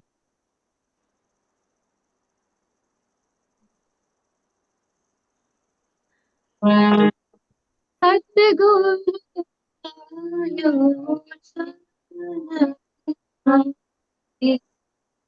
Satguru Saran Tiha Ile Su Nam Su Ile Su Nam Su Tintala Hamari Satguru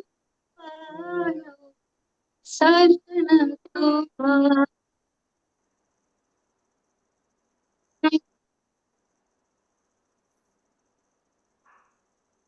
Avarna Suche Tu Avarna Suche तुझे तो हार पकड़ी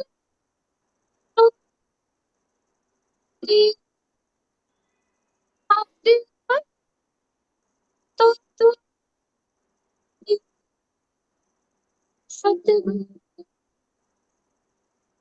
शरण तिहारी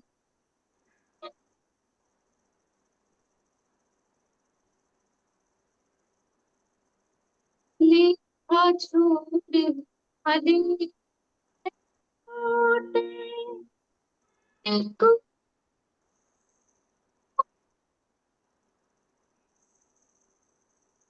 ले सद्बख्श सदा रहमा सबना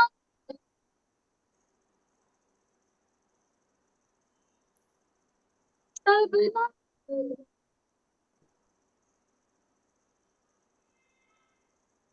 सतगुरु शरण तिहारी दुख नाम हरसि सिंताला हमारी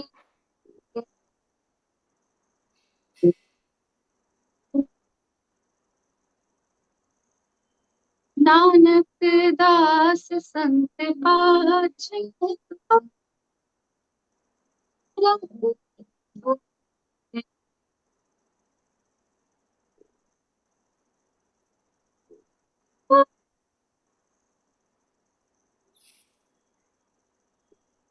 सतगुरु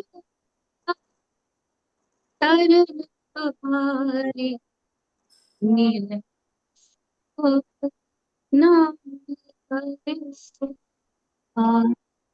नील सुख नाम हरसि चिंता हमारी सतगुरु सतगुरु सतगुरु शरण तिहारी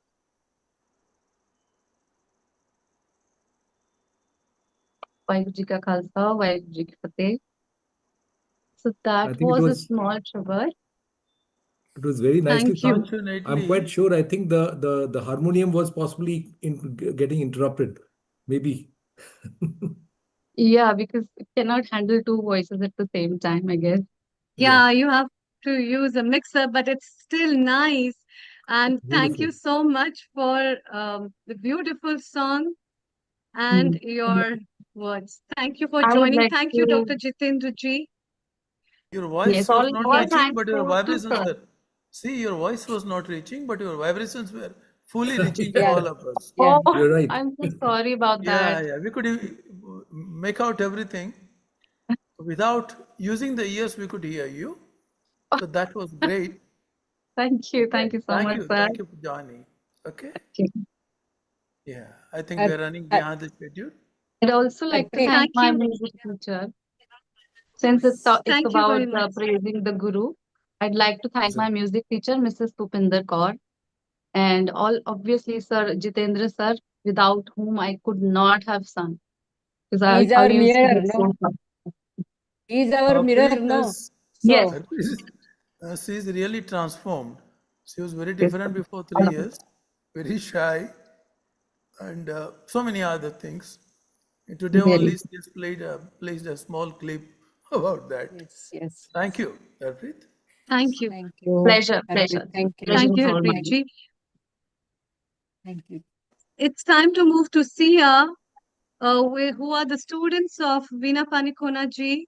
And I would like to welcome all the students, Nihal, Pragya, Adhya, Litika, Nuvesh, Nihara, and Avantika for uh, presenting and giving a message for Guru Purnima. Over to you, Sia. Thank you. బొమ్మ బొమ్మ తాతయ్య తయ్య నక్క దిన్ భజం కరే ఉదని తనద్రతని తిత్తాం తోం తై గణపతి నాం సదా బొమ్మ బొమ్మ తాతయ్య తయ్య నక్క దిన్ భజం కరే ఉదని తనద్రతని తిత్తాం తోం తై గణపతి నాం సదా దిమ్మి కిటతక తిమ్మి కిటతక తిక్కు తాల దిమ్మి కిటతక తాకిటి కిటతక తాల తపోరుతా ఉదని తనద్రతని తెత్తాం తోం తై గణపతి నాం సదా బొమ్మ బొమ్మ తాతయ్య నక్క దిన్ భజం కరే ఉదని తనద్రతని తెత్తాం తోం తై గణపతి నాం సదా अमरवास वै करम भजति आगे नाम चादर गणराजा काल मंदिर बाहुधाम सात सुर मंडल की सुरबाजा బొమ్మ బొమ్మ తాతయ్య నక్క దిన్ భజం కరే ఉదని తనద్రతని తెత్తాం తోం తై గణపతి నాం సదా వేణువాసవయం కుండలకి తారికిట బల్బజా నారద తుంబురు వైనవ జాగే నారద గణమే ఉవాసజా బొమ్మ బొమ్మ తాతయ్య నక్క దిన్ భజం కరే ఉదని తనద్రతని తెత్తాం తోం తై గణపతి నాం సదా వేణువాసవయం కుండలకి తారికిట బల్బజా నారద తుంబురు వైనవ జాగే నారద గణమే ఉవాసజా నారద తుంబురు వైనవ జాగే నారద గణమే ఉవాసజా బొమ్మ బొమ్మ తాతయ్య నక్క దిన్ భజం కరే ఉదని తనద్రతని తెత్తాం తోం తై గణపతి నాం సదా తిమ్మి కిటతక తిక్కు తాల తిమ్మి కిటతక తాకిటి కిటతక తాల తపోరుతా ఉదని తనద్రతని తెత్తాం తోం తై గణపతి నాం సదా బొమ్మ బొమ్మ తాతయ్య నక్క దిన్ భజం కరే ఉదని తనద్రతని తెత్తాం తోం తై గణపతి నాం సదా తోం తై గణపతి నాం సదా తోం తై గణపతి నాం సదా Thank you, Sia. Thank you. That was very nice. Lovely. Now we Yeah. have Nihal. Nihal, what are you going to sing? I'm going to sing first Salviswara and second Salviswara. Okay, go ahead. All the three speeds. Okay, please go ahead. Sa ri ga ma pa da ni sa ni da pa ma ga ri sa ri ga ma pa da ni sa ni da ma ga ri sa. Sarigama sarigama sarigama pa risa sani dapa magarisa. That's nice. Sarigama pa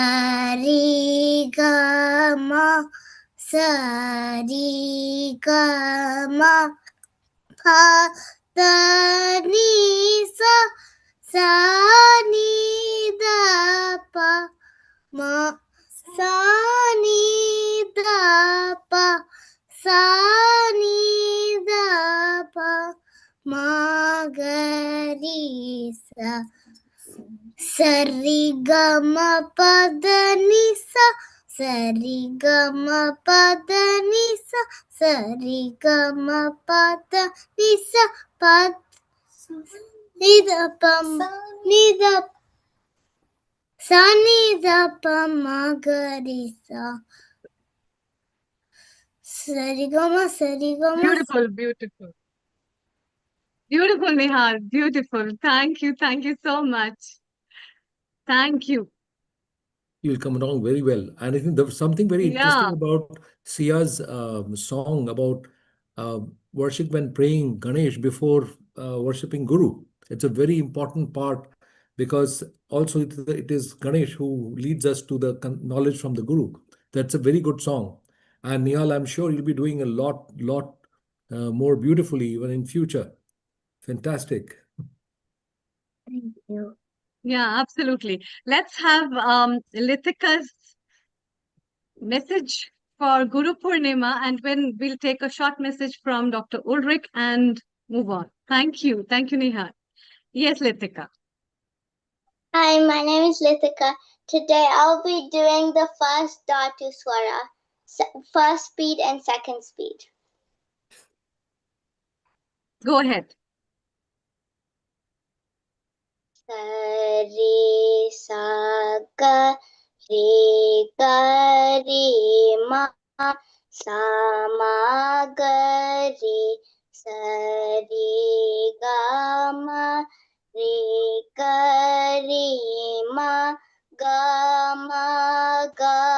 pa ri pa ma ga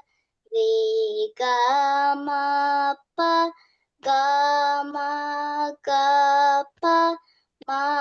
pa ma ta ga da pa ma pa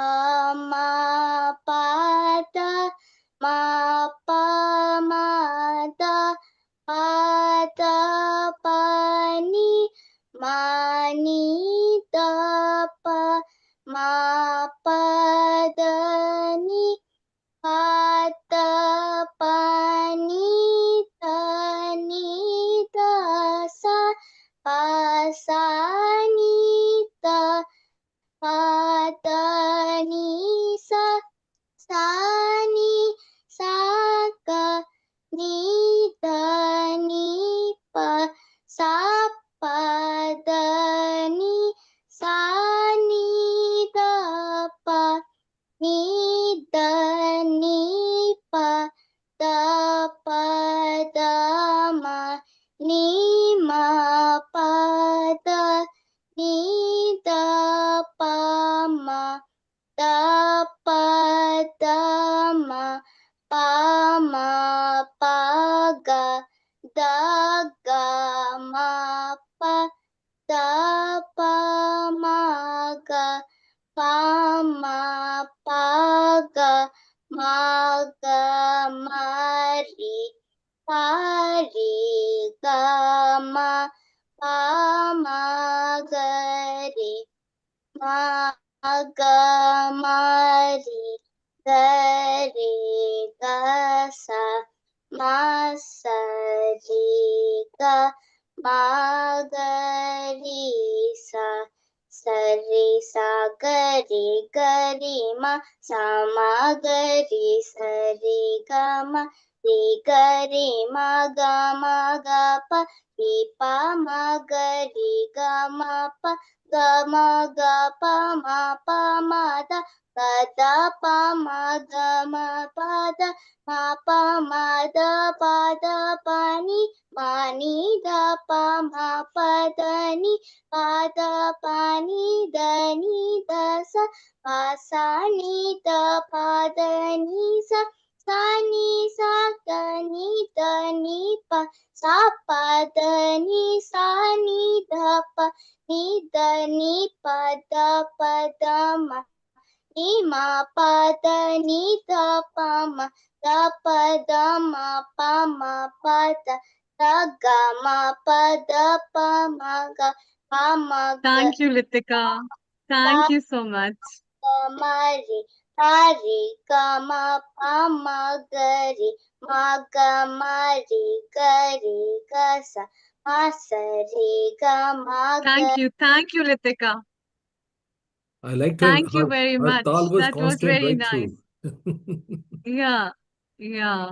And let's have our blessings and comment from Dr. Ulrich Berg, who is our Homa therapy expert, who is joined from Germany. Global Namaste to you and a very warm welcome. Global Namaste. What's your message being a guru? You yourself have been a guru for such a long time, and you teach at so many places. What's your message for your guru? Okay, no. I'm not a guru at all. But I have experienced, and I'm lucky that I'm in contact with two gurus. And for me, see, I'm from Germany. And for us, the concept of guru is just not known. Yes, we have teachers, but that is a guru is more than a teacher. So I come into contact through Agnihotra, the fire at sunrise and sunset.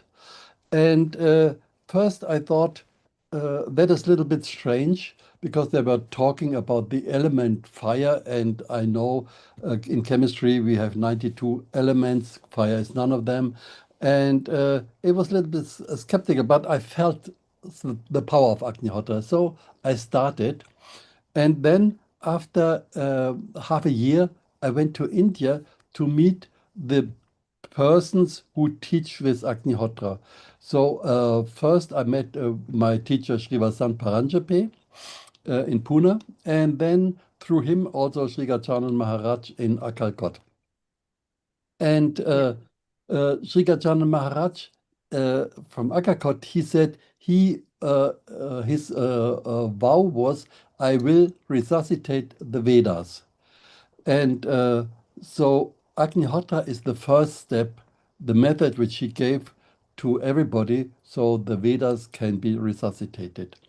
Now, what is a guru? At that time, for me, it was just a teacher, somebody from whom I can learn more about this method.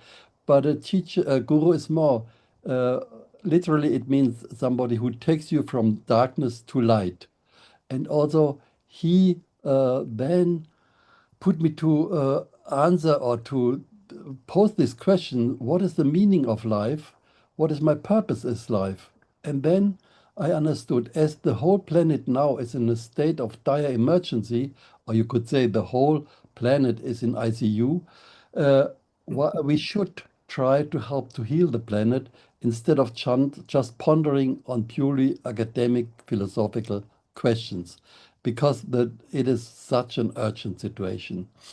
Also, the question is how to live a happy life.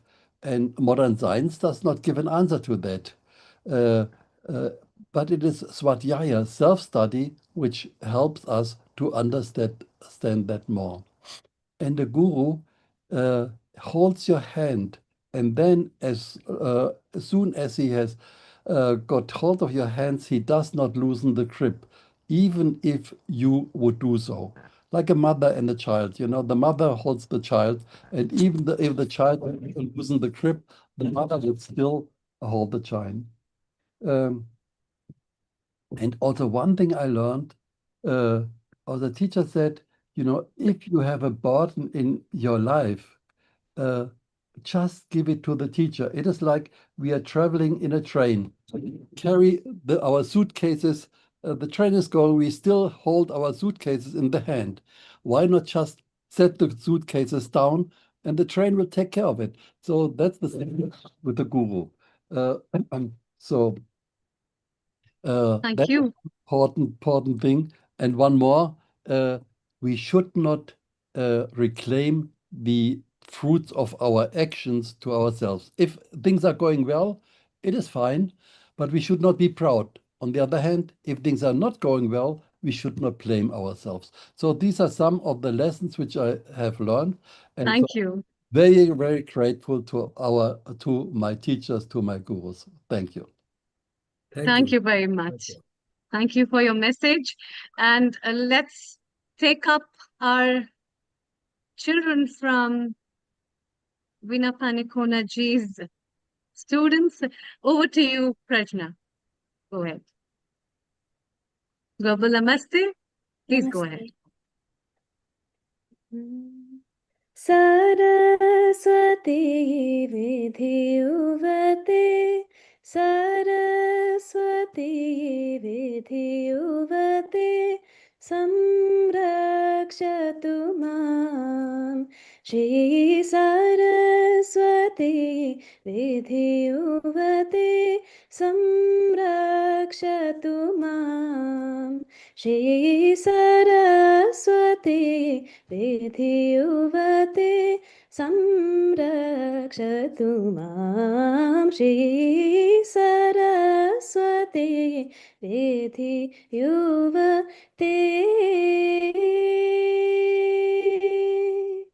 मुरली वीणा गानविनोदिनी संवेदिनी मुरली वीणा गानविनोदिनी संवेदिनी मुरली वीणा गानविनोदिनी संवेदिनी चारुचन्द्र हासिनी सरसिरुह लोचने मुराले गुरुगुहमोदिनी चत्वर्गस्वरूपिणि हंसिनी ब्रह्माणि आरत्तवर्णरूपिणि मुराले गुरुगुहमोदिनी चत्वर्गस्वरूपिणि हंसिनी ब्रह्माणि आरत्तवर्णरूपिणि सरस्वती विधियुवते संरक्षतु मां Shri Saraswati विधियुवते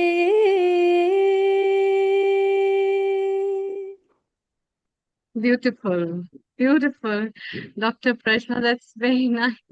Along with your profession, you're continuing up with the light of this and remembering your guru as a teacher. Um, uh, it virtually gives the blessings in the forms of those droplets that comes as wisdom, that comes as intellect, and that also comes in the form of Saraswati and music. Thank you so much for lightening us. And Adhya, we have Adhya with us, who will be sharing another song. Puja, over to you, Adhya. Go ahead. Namaste, I'm singing Kamalasana. Yes. Pama ga ga ma ri ga sa sa sa ri ga ma pa ga ma ri. Pamaga gamari riga sa sa sa riga magari sa ni sa riga sa sa sa pamaga sa ni da pa pamaga mari pamaga sa ni da pamaga mari ri pamaga pamagari magari sa sa sa gama pa pa pa sa pa pa pa sa pa pa da pa maga mari ri gama pa pa pa sa pa pa pa sa pa gama pa magari sa sa sa kamala sana vandita patabji kamaniya karodaya samraji kamala nagari sakalakari kamala nayana jita jagadada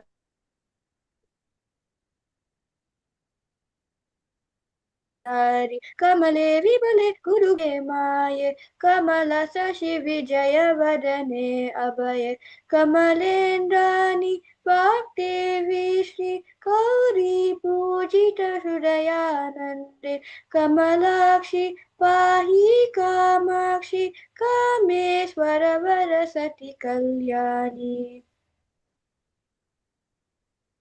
Very good. Thank you.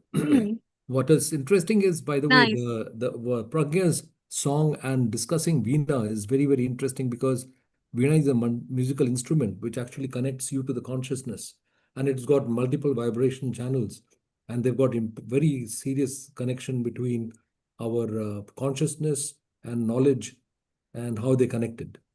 Fantastic. Yes. Let's welcome Nihara. Nihara, what have you lined up for us?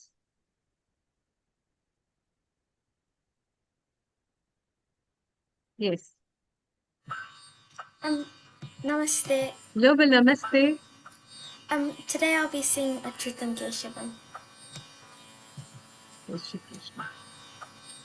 Yes, Nihara.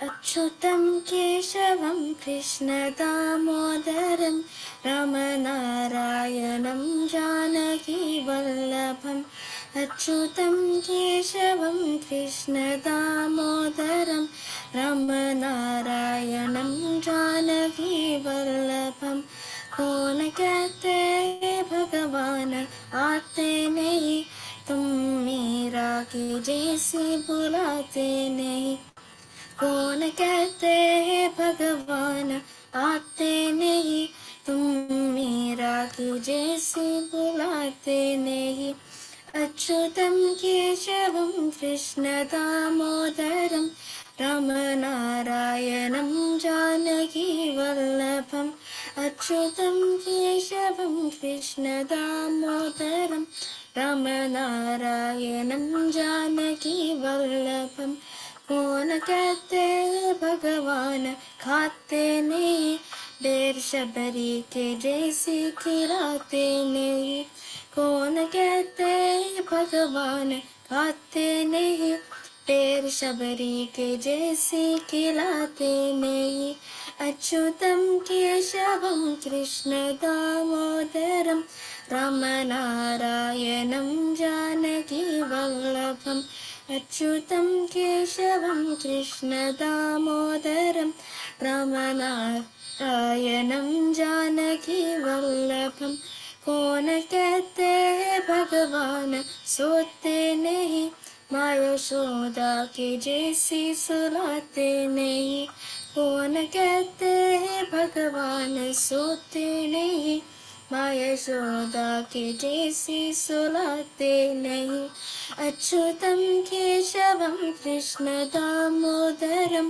रामनारायणं Janaki वल्लभम् अच्युतं केशवं कृष्ण दामोदरं रामनारायणं जानकी वल्लभम् कौन कहते भगवान नाचते नहीं गोपियों की तरह तुम नचाते नहीं कौन कहते भगवान नाचते नहीं गोपियों की तरह तुम नचाते नहीं अच्युतं केशवं Krishna दामोदरं रामनारायणं जानकीवल्लभं रामनारायणं जानकीवल्लभं रामनारायणं जानकीवल्लभम्. Very beautiful, very beautiful, very nice. Thank you so much. And that's a very nice way to remember God, to remember our gurus. Through the name of God, we get the path to go to our gurus. Thank you, Nehara. Nuvish, what have you lined up for us? Global Namaste, a very warm welcome to you. Yes. I'm singing Jantaswaram 7. Yes.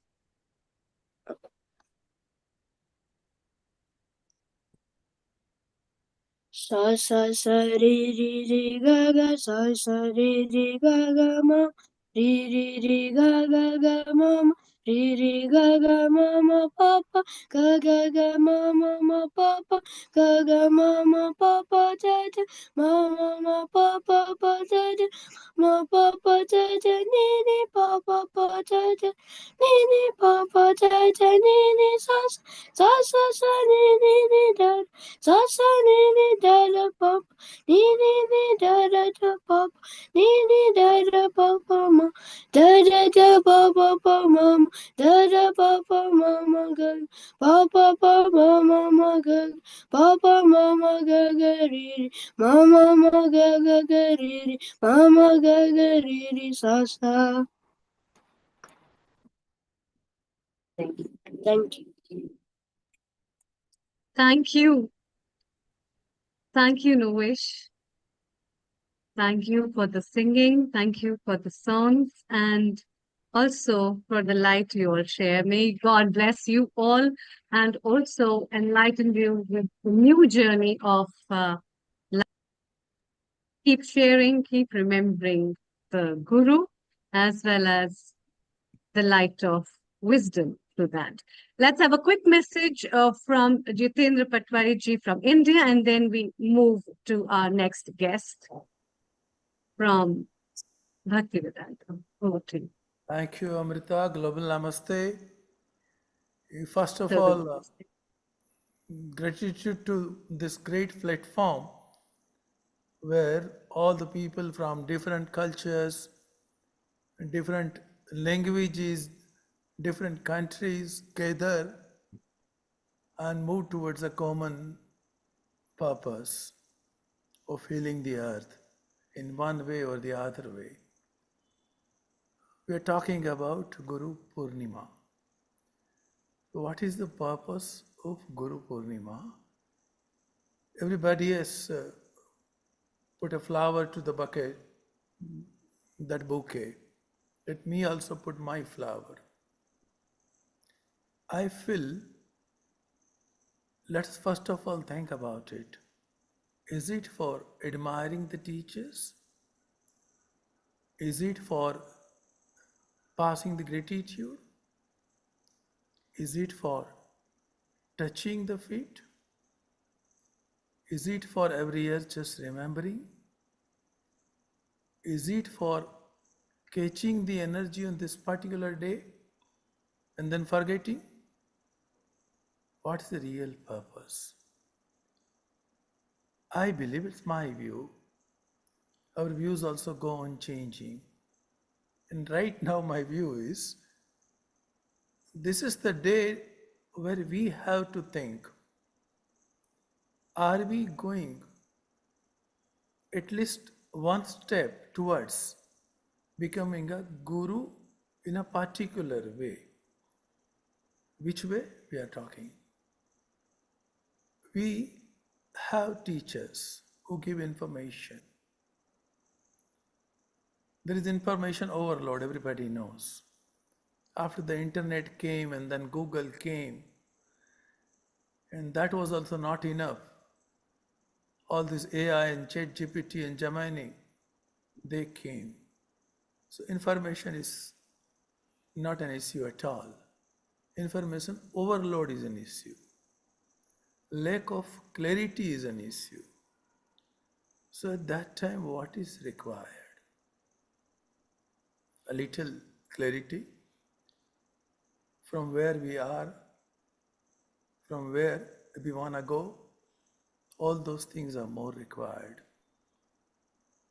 We have teachers, they give information, they train in some way. Then there are mentors, they also guide us in certain ways. There are coaches, they also polish us. Guru transforms our perception. The life remains the same, but our style of looking at the life, that changes.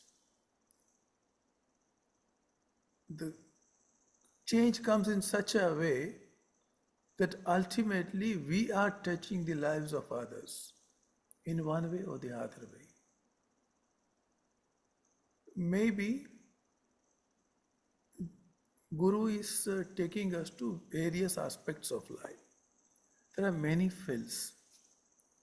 And when we touch all the fields, then and then we can move towards this.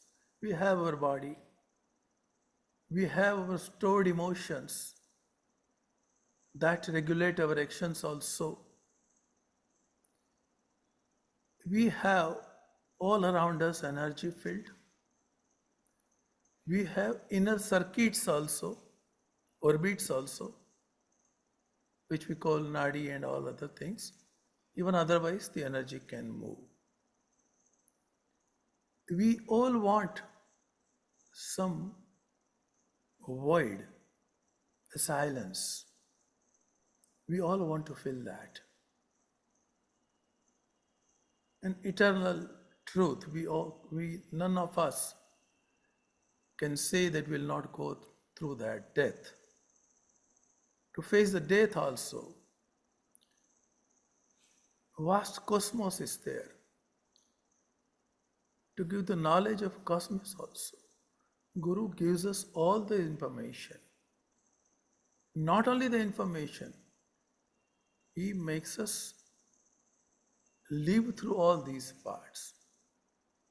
And then a time comes that a person, a disciple, he becomes a person that he himself turns into a person who changes the life of, who transforms the lives of others in one way or the other way. Not necessarily that in any particular way, but at least towards the final goal of life, which is peace and happiness. Kindness. If someone makes you slightly moved towards a person that you can add happiness, joy, kindness, compassion in someone's life, then that is the quality that you have imbibed in yourself. And Guru Purnima is the day to recollect. Have we ever moved towards this part? Are we able to do something like this? There are many celebrities, there are many influencers, no dearth of them. Now the world lives, the world needs a person, someone who can spread the internal healing and make the people healer themselves for self and others. So I believe, let us think something on this Guru Purnima for that too. Thank you very much. That's all. So much things have been discussed, have been talked about. Thank you very much, It's fine. Dr. Jitendra Thank you everyone. Global Patwari ji. Namaste. Thank you so much for bringing your guests.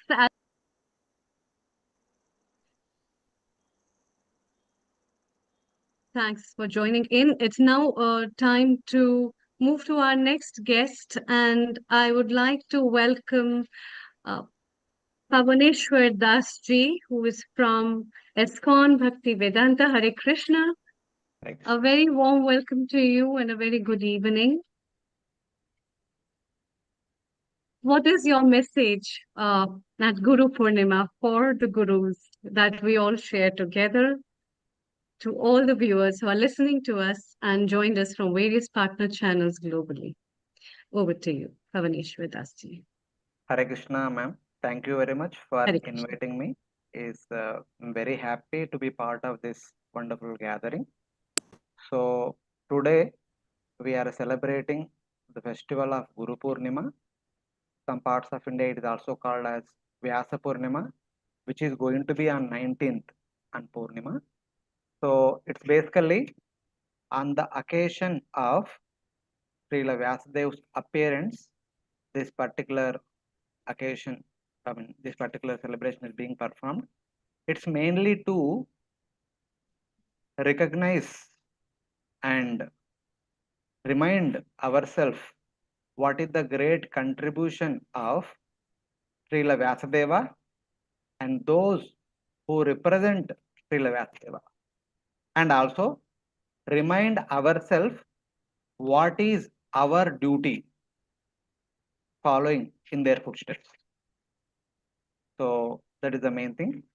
So before speaking few words on this particular occasion, so I would like to make a couple of prayers offering at the lotus feet of the Gurus.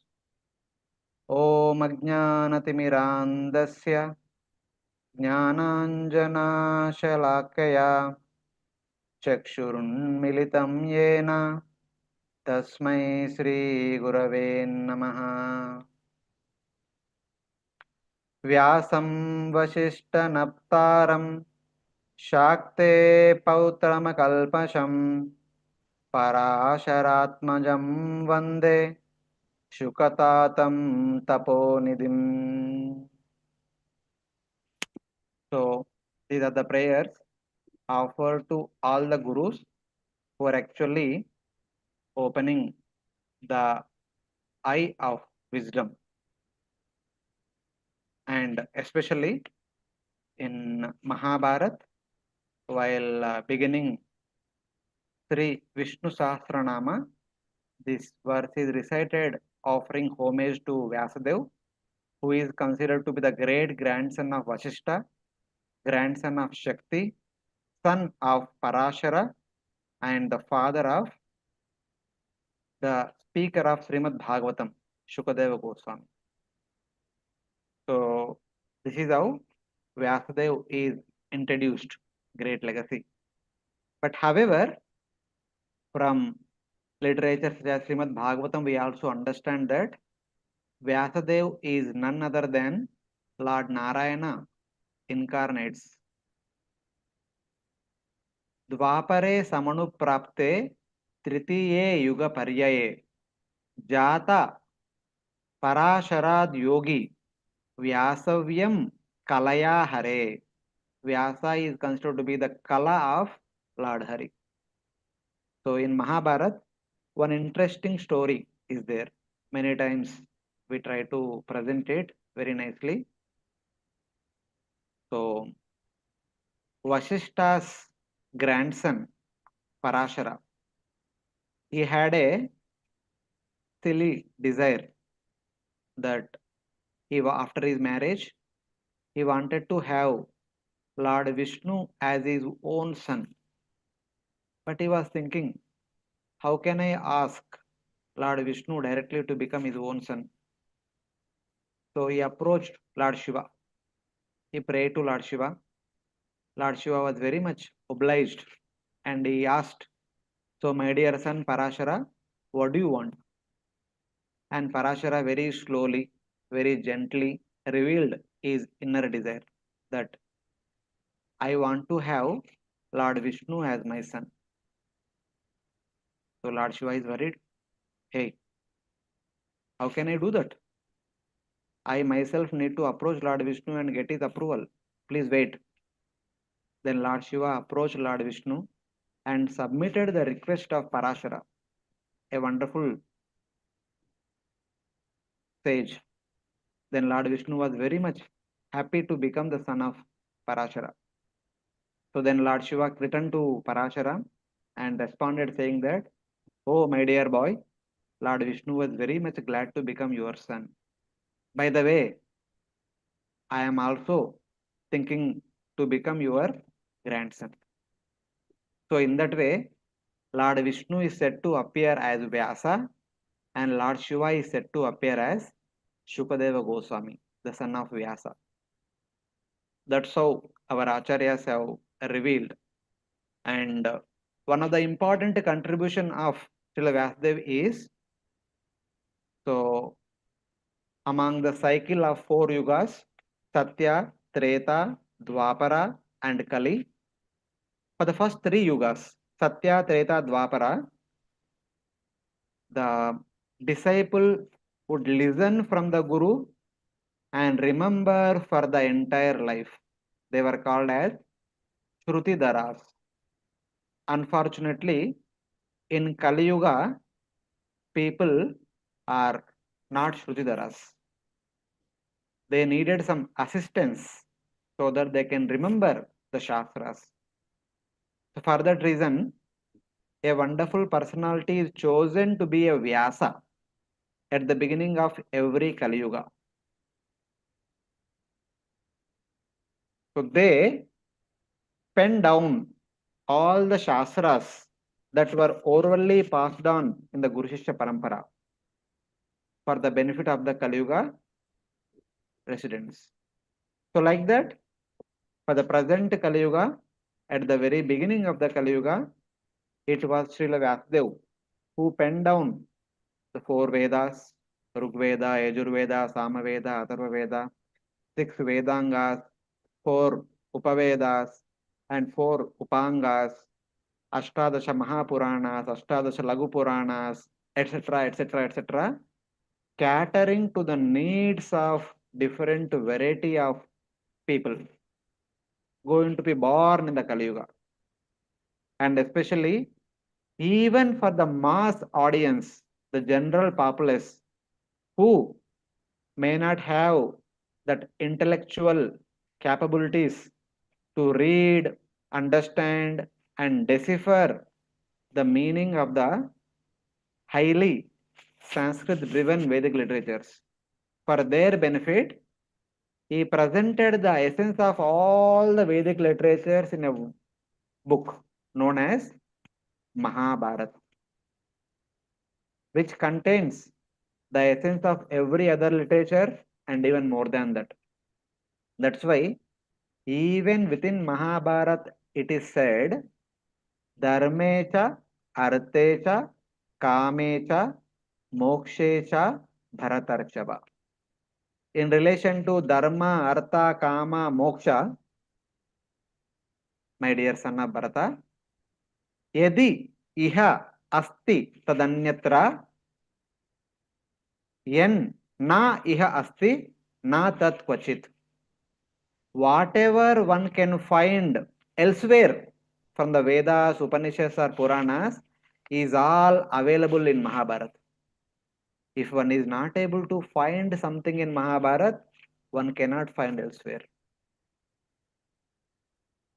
So that is the glory of Mahabharata. Even though it is in story form, but it also presents the finer nuances of the essence of all the Vedic literatures, even which can be understood by a general people. That is the master, that is the mastery of Srila Vyasadeva. That is the greatness of Srila Vyasadeva. He presented Vedic literatures for the highly intellectual people.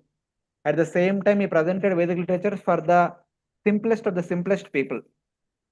Everyone and anyone can get benefit. And whatever Vyasa presented at the beginning of the Kali Yuga, his representatives are further making it simpler and simpler by their writings, by their teachings, by their conversations, and by their behavior, making us understand the imports of Vedic literature and the imports of Tattva, so that we can understand, follow, and perfect our lives. Thank you. Beautiful. So, today is the day. That's an Just today is the day. Yes. Remember and recognize their contribution and express our gratitude to Vyasadev and his representatives all the way up to our present day teachers, and also ourselves become a true representative of this Guru Shishya Parampara and preserve and propagate and present it to the next generation. So that is the significance of Guru Purnima or Vyasa Purnima. Thank you very much for giving me this opportunity. Thank you very Pavneshwarji, I much. wanted to ask Happy Guru one. Purnima. I Yes, wanted to yes. ask Go ahead. one question, and that is, what attribute would you consider to be the most important before you go to a guru? Sir, Guru's attribute is compassion. Our attribute is Jignasa. We should have Jignasa and we should approach a compassionate Guru who is eager to help us understand the purpose of life. True. Beautiful. That's true. And I hope you have got both. I know you have got both the Guru Shishya qualities. Hare Krishna. Hare Krishna. Thank you Thank so you. much. It's time to also welcome from India Dr. Mahesh Loharji. Global Namaste, a very warm welcome. And I hope all 3 and 4 of us have met each other in person and know each other in person. So thank you so much. What is your message for Guru Purnima, Dr. Mahesh Loharji? Over to you for next 10 minutes. Yeah. Thank you very much again. Like last week again, we are continuing to this episode, and this is focusing towards Guru Purnima. Last time, we are talking on the healing energies. So this gives, I can relate this to the example. If healing is a flower, then Guru principle is a root of it. So we are addressing the blossom side, and now we are addressing the root side of it. So can I share presentation? Yes, I have made you co-host. Please go ahead. Yes, yes. I can't see the share function here.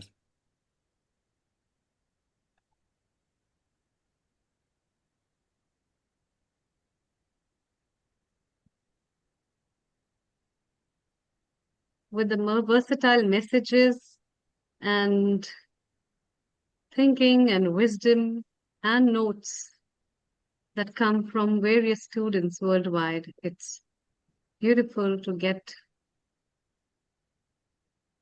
the knowledge. Here we have the presentation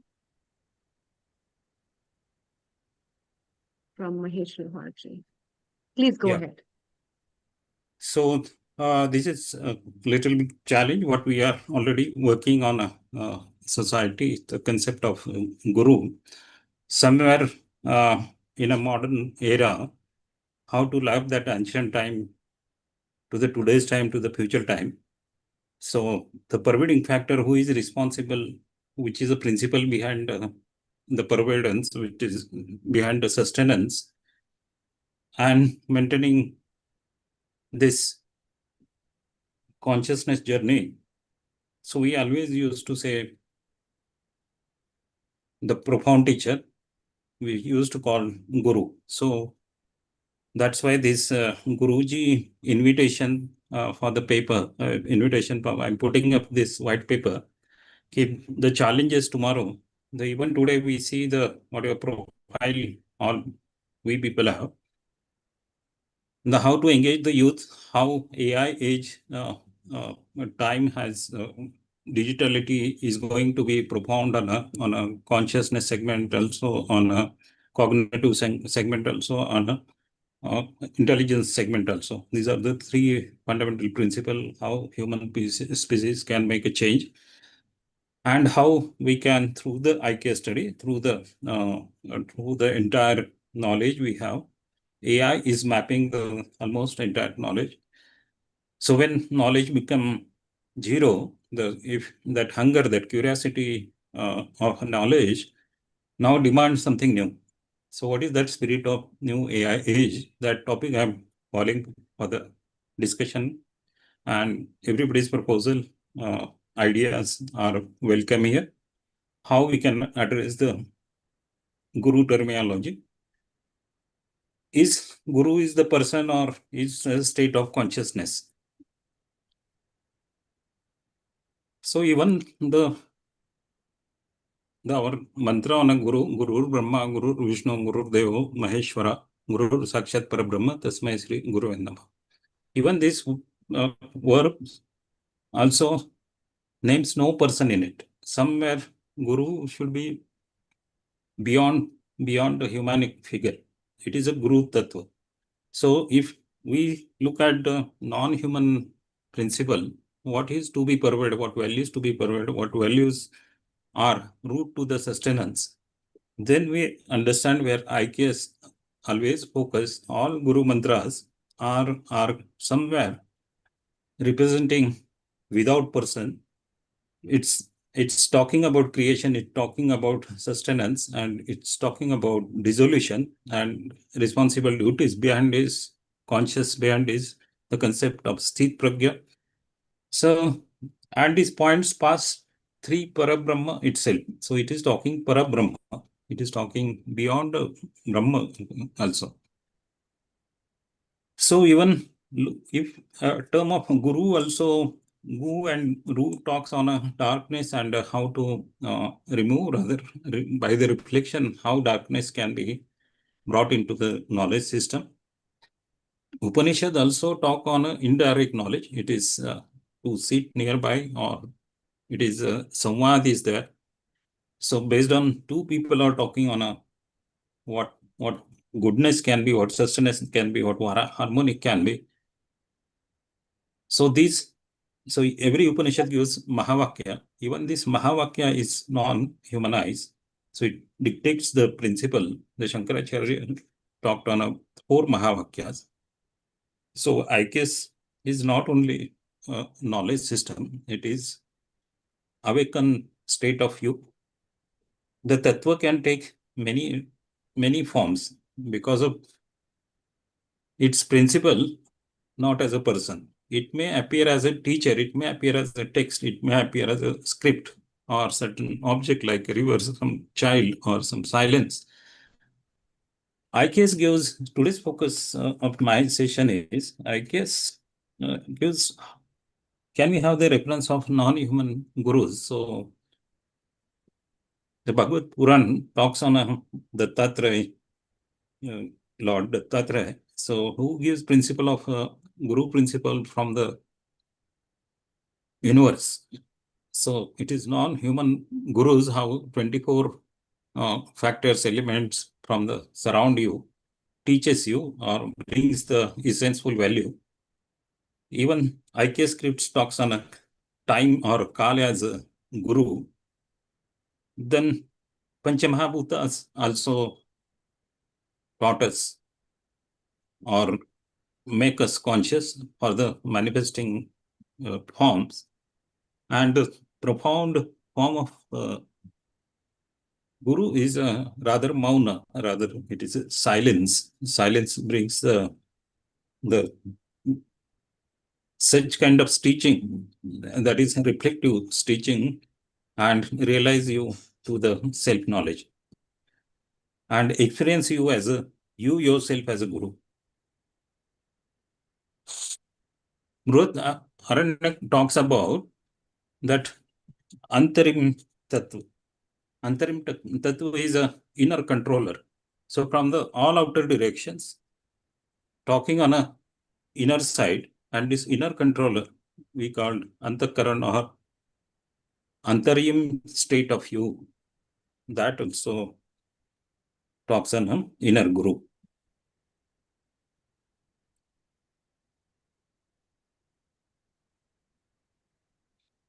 So like a moon here, I'm giving one more example of moon. Moon has no direct light, but simply reflects the sun. So Guru never asks to worship him. He teaches us to reflect the light, what is already present within us. When Guru happens, Guru is not a person. Guru is a principle of conscious evolution. People may embodied it. But the principle itself is a universal principle. So if we define Guru, so G stands for growth, U is understanding, R is responsibility, and U is a universal consciousness.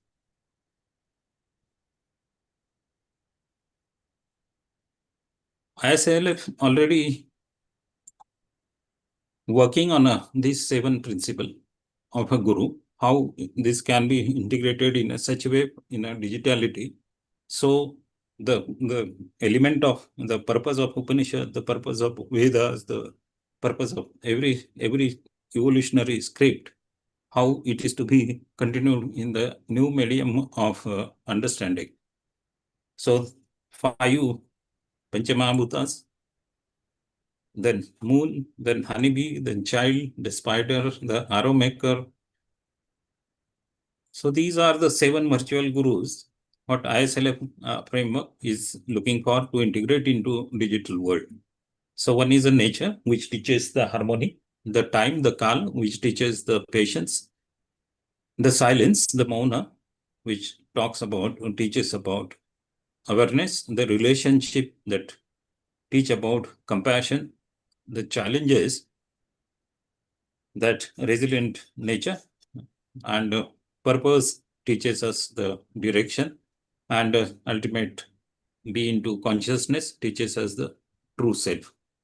In the digitality age, we may have the virtual teachers everywhere. IKS reminds us that whole universe can become our guru. Every sunrise, every challenge, every silence, every relationship, every breath, if we are willing to learn. So that willingness, that surrenderness is given the importance. Can AI become guru? So these are the 2 fundamental expectations in a white paper. So how digital guru and IKS guru will make the change. So digitality somewhere talks around information, responds to the question, improves the knowledge, train the skill. Rather, it is almost now knowledge at the tip, at the click of the button. So process the data. How IKS differs, taken this to the uplift side, your enhance intelligence that awakens inside, transform the questioner, cultivates the wisdom, and shape the character, and improves within us. And in the so AI has a memory. Human have the experience. Guru awakens the awareness. The future belongs not to the only to the artificial intelligence, but to the awakened intelligence. So challenge is how the artificial intelligence, how we can train it to bring the protocol. It becomes the awakened intelligence. Here, IKS will bring the best protocol, and this protocol we can say is the consciousness protocol. The 5 design principles which may any digital guru of coming age should be built, taught, and judged. So Satya first. So truth, we are focusing first is a truth. Then Adhikara, aware. Just now sir has asked question, okay, who should be Shishya or discipline of disciple. So this gives Adhikar, aware. Viveka is a building that strengthen the learner own discernments, and the success of is a independence, not a dependence. Then Ahimsa and Karuna and Guru in the loop. The human Guru remains like a source of direction, and bearer of responsibility will be always with human intelligence. So artificial intelligence may well become the Acharya of information, but the Guru must remain the source of consciousness. So this is the white paper I'm inviting. So all intellectuals are here. So this is not a conclusion. It is opening for the global dialogue on a Guru Purnima. The duty before us as intellectuals, the digital world quietly building the new social framework in which And the next generation will have to form value, attentions, and a sense of itself. The something will occupy the seat of Guru in that framework. The only question is whether we shape it deliberately or let it be shaped by whoever and whatever holds the attention best. So I say, therefore, opens the Guruji as a living white paper, a document meant to be co-authored, contested, and revised, not published, and closed. So we invite all scholars of IKS, educators, then AI researchers, technology, all philosophers, psychologists, neuroscientists, consciousness researchers, the spiritual teachers. Thank and you. Yes.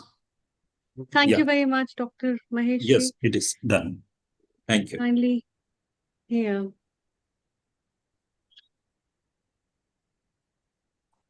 Kindly unshare the screen.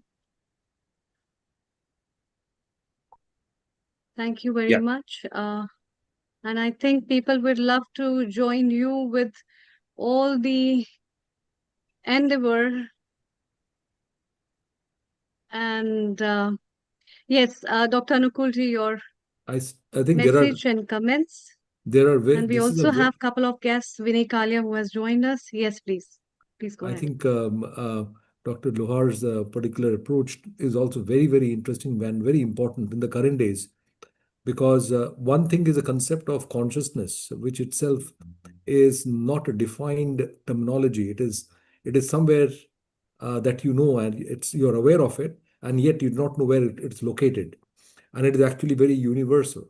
And if you see the geometrical models and all the quantum physics related research, it really does not say where exactly it is existing. So it's important to now recognize the essential difference between consciousness in stacked computers versus consciousness that is there in the living cells and possibly in proteins and certain other areas. But it raises very, very interesting sort of a discussion on the concept of consciousness and who can really be the guru here. But there are very interesting aspects which have actually been given in Patanjali Yoga Sutra, also, if I'm correct, and about what constitutes concept of experience and how that gives you the idea of the bhava and the real meaning behind being a guru. So anyway, I think we'll leave that to further greater discussion. I'm sure there's lots of important papers on it. Anyway, let us go ahead with Amrita, please. Yes, we have with us Vinay Kalia ji, Global Namaste. A very warm welcome, Vinay ji. And it's very nice to have you after such a long time. Global you Namaste. are our resident contributor and have been there. Thank you, Mahesh, for joining us and for sharing your presentation. Thank you very much. Let's have a quick message from Vinay ji and we move over. Thank you. Global Namaste to everyone, Global Neelji, Amrita, Kotakji, and everyone who are present here, and to all our viewers. Today is Guru Purnima, and I'm full of gratitude, and I appreciate my gurus. And Guru Purnima is a sacred festival dedicated to honoring and expressing our deepest gratitude to spiritual, academic, and life mentors, gurus. So, Gu means ignorance, darkness, and Ru means remover of darkness. So, Guru is the word. So, Guru Purnima, congratulations to everyone, and I wish, I'm very thankful to my gurus, my parents, my teachers, everyone who I have learned from. So I thank everyone, and global namaste to everyone in Canada, US, everywhere globally. And I really appreciate Amrita that to invite me here. I thank you so much, and you have given me opportunity to say a few words. So thank you, and thank you so much, Neelji, Amrita, and Nishitji, and everyone. So thank you. Do you want me to sing few lines? Please. Sure. Thank you very much. Please. How can we let you go without singing? Please go It's ahead. just a little bhajan. ले चलो कल्याण मग में देव तुम पद रम्य से ले चलो कल्याण मग में देव तुम पद रम्य से सब साधनों के बोध से संपन्न हो हम हे हरे ले चलो दूर कर दो वाकृताग्नि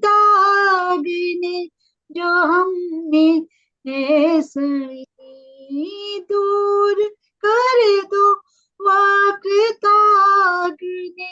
जो हमने है सनी बार बार बार तुमको वंदना हो अग्रणी बार बार बार तुमको वंदना हो अग्रणी ले चलो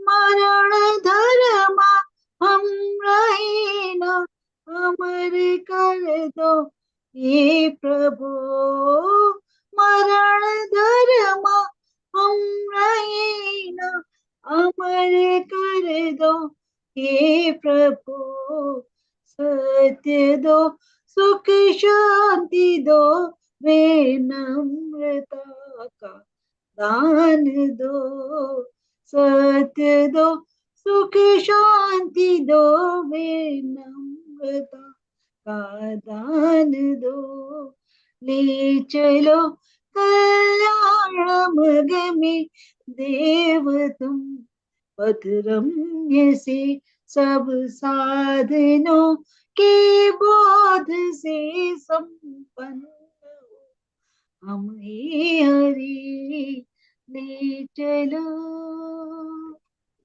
Thank you so much. Thank you. Wonderful. Wonderful. I think the Thank you. wordings are also Wonderful. very That was, great. Thank you so much. yes. It's always lovely to have Vinny with us, and thank you very much for your blessings and wishes on Guru Purnima. Thank you so Yes. much, Amrita. Thank you. Thank you for joining us. Dr. Anukulji, you have been there right from the beginning of this episode. What is your take on how people have messaged, shared their blessings, shared their wishes for the gurus? And then we can have our short messages from Dr. Ulrich as well as Dr. Anjali. Over to you. Yeah, absolutely. I think right from the beginning, we have seen not only the expression of what Guru means, but also how the young children express their acquisition of knowledge and their skills, and given their thanks to the Gurus. We've also seen a very good, what you call, ideas about how the Guru has to be appreciated, both from the Bhakti Vedanta concept and as well as the ISKCON concepts of Guru. It has been just amazing because we're covering the entire spectrum of what the Guru is all about. But if you really see the whole concept, it is the concept of getting rid of ignorance. And in these days where you've got so much of information available, to choose the right information which can guide you in the right direction is not an easy job. And that requires actual gurus, because otherwise we'll just be straying all over the place, not sure which information the correct one to take and how to derive real information from it. So there is a real need for actual gurus these days than any other time, I suppose. And I think we'll be able to get on to that particular point soon. Thank you, Dr. Ulrich. Please give your comments too. That's true. That's true. What's your take, Dr. Ulrich? And then we have quick comments from Dr. Anjali as well. Over to you. See, as I said before, for me, being born and brought up in Germany, the concept of a guru was just not known. But what I see is, of course, we have teachers, and they teach us a lot of interesting and important things. But what is missing also in the normal education of nowadays is the aspect of self-development, and that is most important. And with that, without that, even for normal career in this world, it is difficult because people may be highly qualified, but if they, for example, can't live with taking some disappointment, then they are not able to be efficient in this world. So the self development, which then also means how to cope with stress, how to cope with disappointment, how to cope with any things which happen in life, and definitely in our lives always unexpected things which are difficult will happen. It is difficult, and for that a guru really helps. He can help you to get through these phases, and by just you reflect yourself and you go to your inner core, and there you find the solutions. So for that you really need gurus, and yeah, I think everybody will find if they seek their own guru. I once Yeah, that's absolutely true. Sorry. I've got one interesting question to Dr. Ulrich about. Is there a place where traditions can replace guru? I'm not sure. Definitely definitions can help a lot, but I think to having a personal guru is a great help. If you don't have it, okay, you go for traditions. But if you can get some personal guru, that probably is the best. That's true.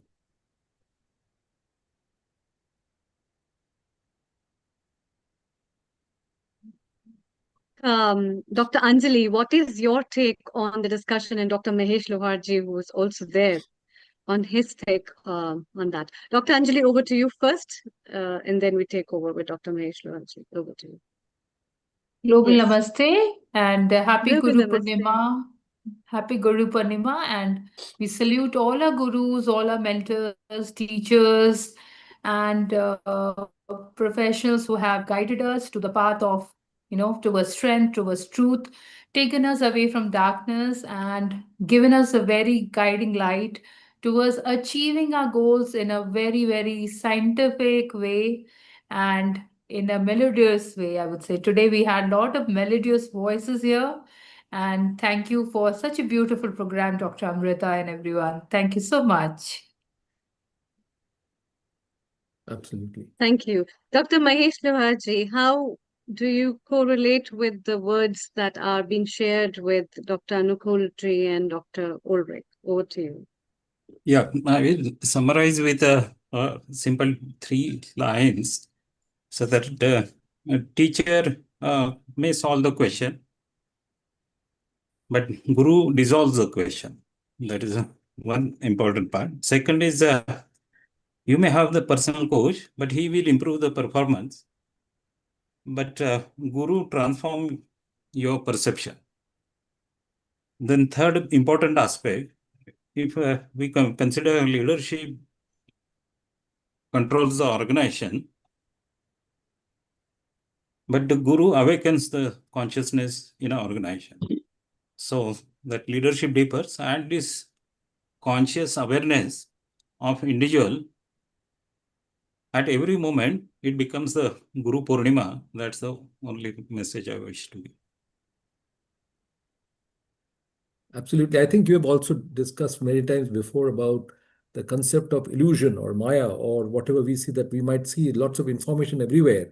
And ultimately, when you go into that particular path, you realize that it's not the right direction to go for. So you have to tune your inner self. First of all, you have to recognize your inner self and then connect to that particular line which is going to take you towards that particular thing. And of course, it's a question of getting rid of ignorance and confusion. So it's a quite a long process. But I think for Dr. Ulrich, I would say the only way I try to describe Guru is a typical guide for a PhD.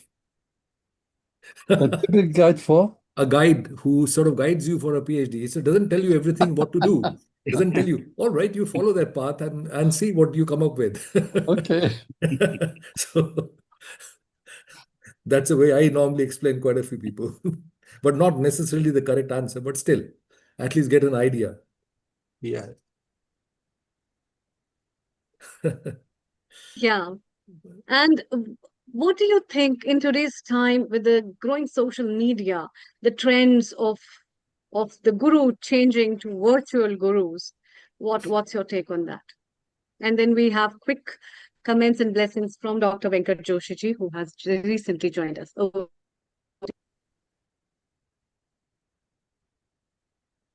yes, Dr. Mahesh Lohaji, over to you.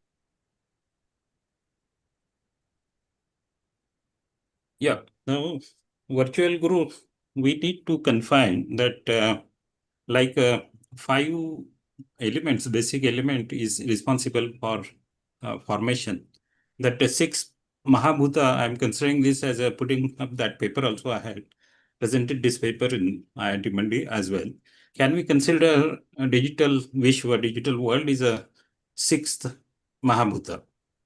So because it is influencing your inner element. When I took this point to my Guruji, that Shivananda Ashram, Padmanabhanji, Swami Guruji Padmanabhanji, he will this digital self or digitality, the digital guru, will influence outer world or inner world. What will be happening to the inner side of you?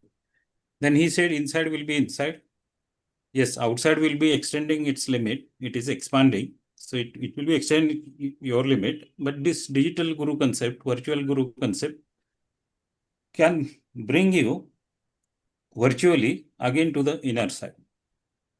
So this is though there will be, yes, there will be protocol is needed as AI is based on a certain language, certain protocol at the design.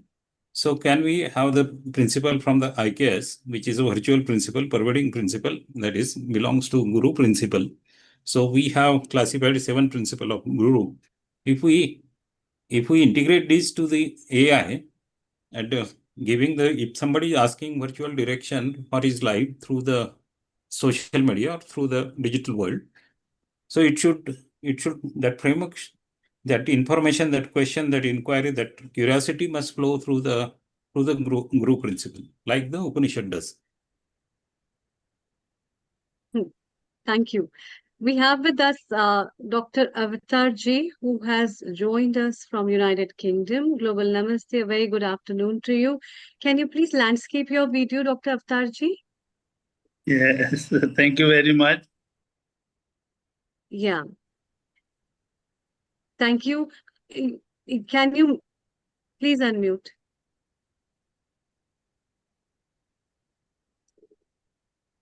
Dr. Avatar, you're muted. So yeah, you got to, yeah, that's fine. Yes, yes. Is okay now? Yeah, yeah. Earlier it was okay with the landscape. One more time, Good. can you move? Earlier you were landscape. Turn it by 90 degrees. Yes. That's right. Perfect, perfect. Please go ahead with your message. Thank Global you. Namaste, Thank very you good very much. afternoon. बहुत बहुत सभी को प्रणाम, प्यार, और सभी को बहुत अच्छा गुरु पूर्णिमा का आपने ये उपराला किया है. तो गुरु is very important in our life. Doesn't matter what we're doing. For the all good things, Guru can advise us, and we can learn so many things. Which one? So many things. Not everybody is perfect. I think in my whole life, I've seen always we need the good advice for good cause, good things to do in the world. Sometimes, if we try our own, many people, they are very intelligent naturally. They maybe can do various things, but still we need the gurus. In our shastras, we say Guru bin gyan na hove. Guru बहुत important है. गुरु हमारे मार्ग को आसान कर देते हैं। बहुत सी चीजें वो अपने एक्सपीरियंस से जब बताते हैं तो जो काम सालों में होना होता है वो महीनों में, हफ्तों में, दिनों में हो जाता है। आगे समझ है कि शिष्य जो है विद्या ग्रहण वो करने वाला वो कितना इंटेलिजेंट है। अगर हम सही मन से समर्पित होकर गुरु के साथ जुड़ते हैं तो हम बहुत जल्दी वो चीजें पा लेते हैं जो गुरु की 50 साल की, 20 साल की, 40 साल की तपस्या से जो उन्होंने ग्रहण की होती है, जिसको हमें दोबारा नहीं करना पड़ता। वो Avtar ji, रास्ता हमारा Avtar ji, 20, just 25, 30 साल।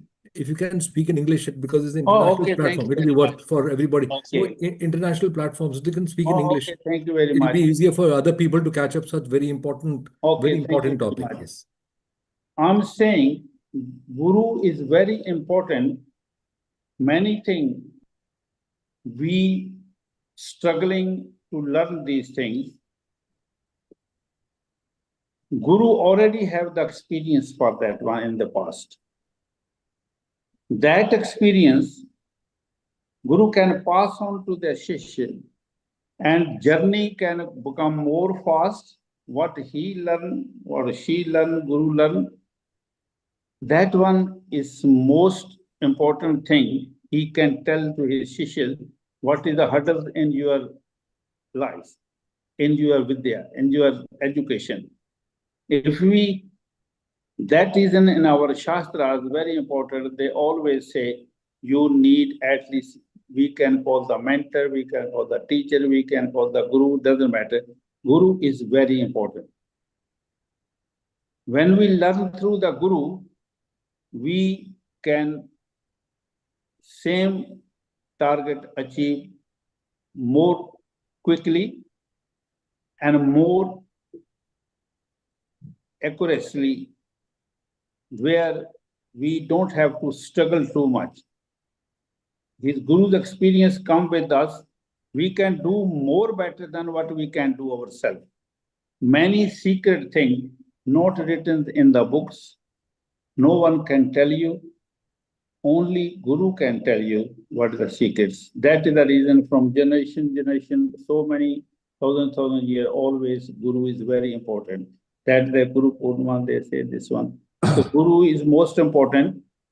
So we have to start our education, start our journey to learn new things through the Guru. Find the right type of the mentor, right type of the Guru, then we can achieve our goals more easily, more quickly, and more peacefully. Sometimes we start struggling, and when we can't find anything, the people give up. I also in my life, I always say, we have to become, if we want to learn new things, we have to become first Shishya. Good Shishya can find the good Guru, and good Guru can make the Shishya also better than him. So this is very important in our Shastras. Guru Purnima, they say they made one day to at least everyone know, remember this Guru who teach them, who that told them what is the right way to do the things, settle the things. And especially I'm Ayurveda doctor.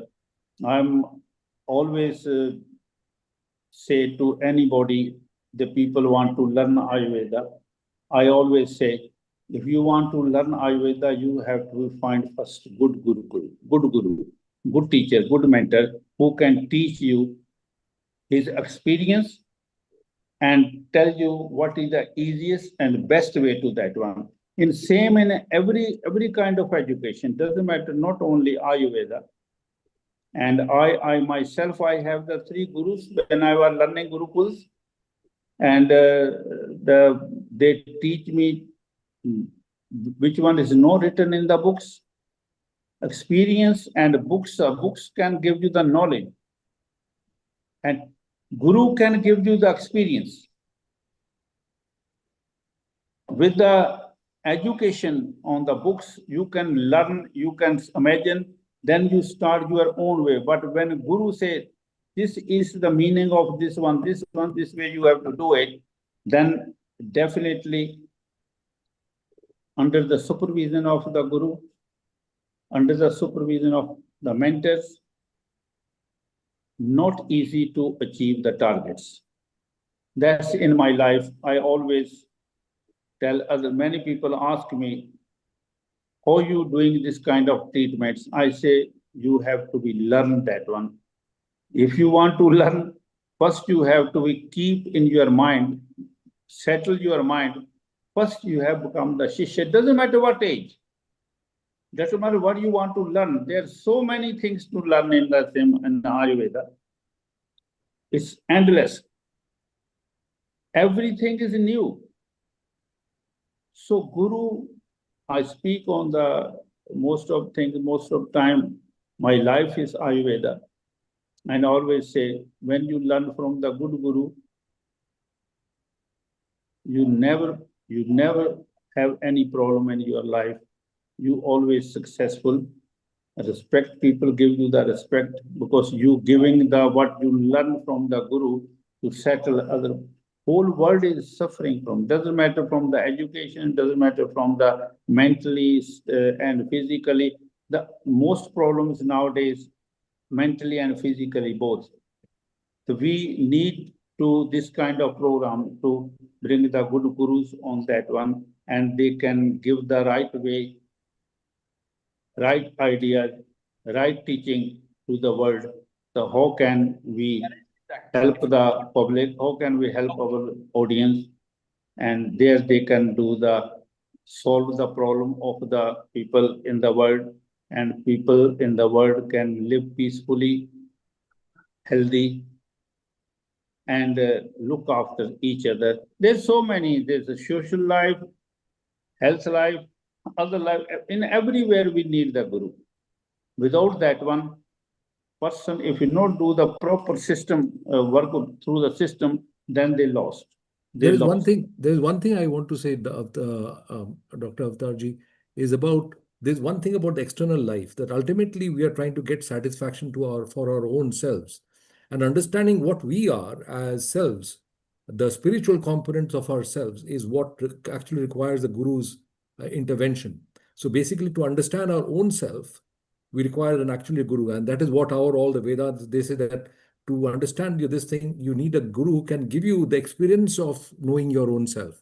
And that internal looking into the mirror of your own mind, which actually constitutes a Guru's real ideology. And the day I decide that I know I want to be happy, I want to be satisfied, then I go to Guru, please tell me, how do I understand my own self? And without understanding my own self, I can never reach that point of happiness. Definitely what you say. That is when I say spiritually, doesn't matter any time I take it. Spiritually, a lot of people are mentally stressed. Why they stressed? Because they can't handle inside the system. If they settle inside, they always calm. They say, okay, this is God will, or this is the time. Until they not settle stress-free life, then doesn't matter what kinds of medication we do it, what kind of the bhajan or anything, chanting or anything. If mind is not settled, then doesn't matter. First thing, old time also, when I was, 3 years I lived with as a sannyasi, I learned from there how to do the medication, what you have to ignore in your life. Not too much greed. In our language say, you have to be satisfied what you have. That's the best. I learned that one. And rely on the God. When you rely on somebody like your father, then you are always peaceful at home.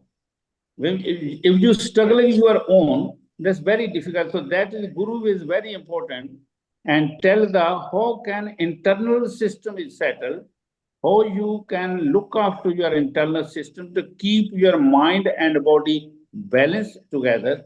Until the mind and body, only Guru can tell you where are you wrong. If you not have find a good Guru, then Thank you you. are Thank you, struggling. Dr. Avatarji. Thank you. True, true. Absolutely true. Thank you, Dr. Avatarji. Dr. Venkat Joshi, can you make your camera landscape, please? Landscape. Just turn it by 90 Just degrees.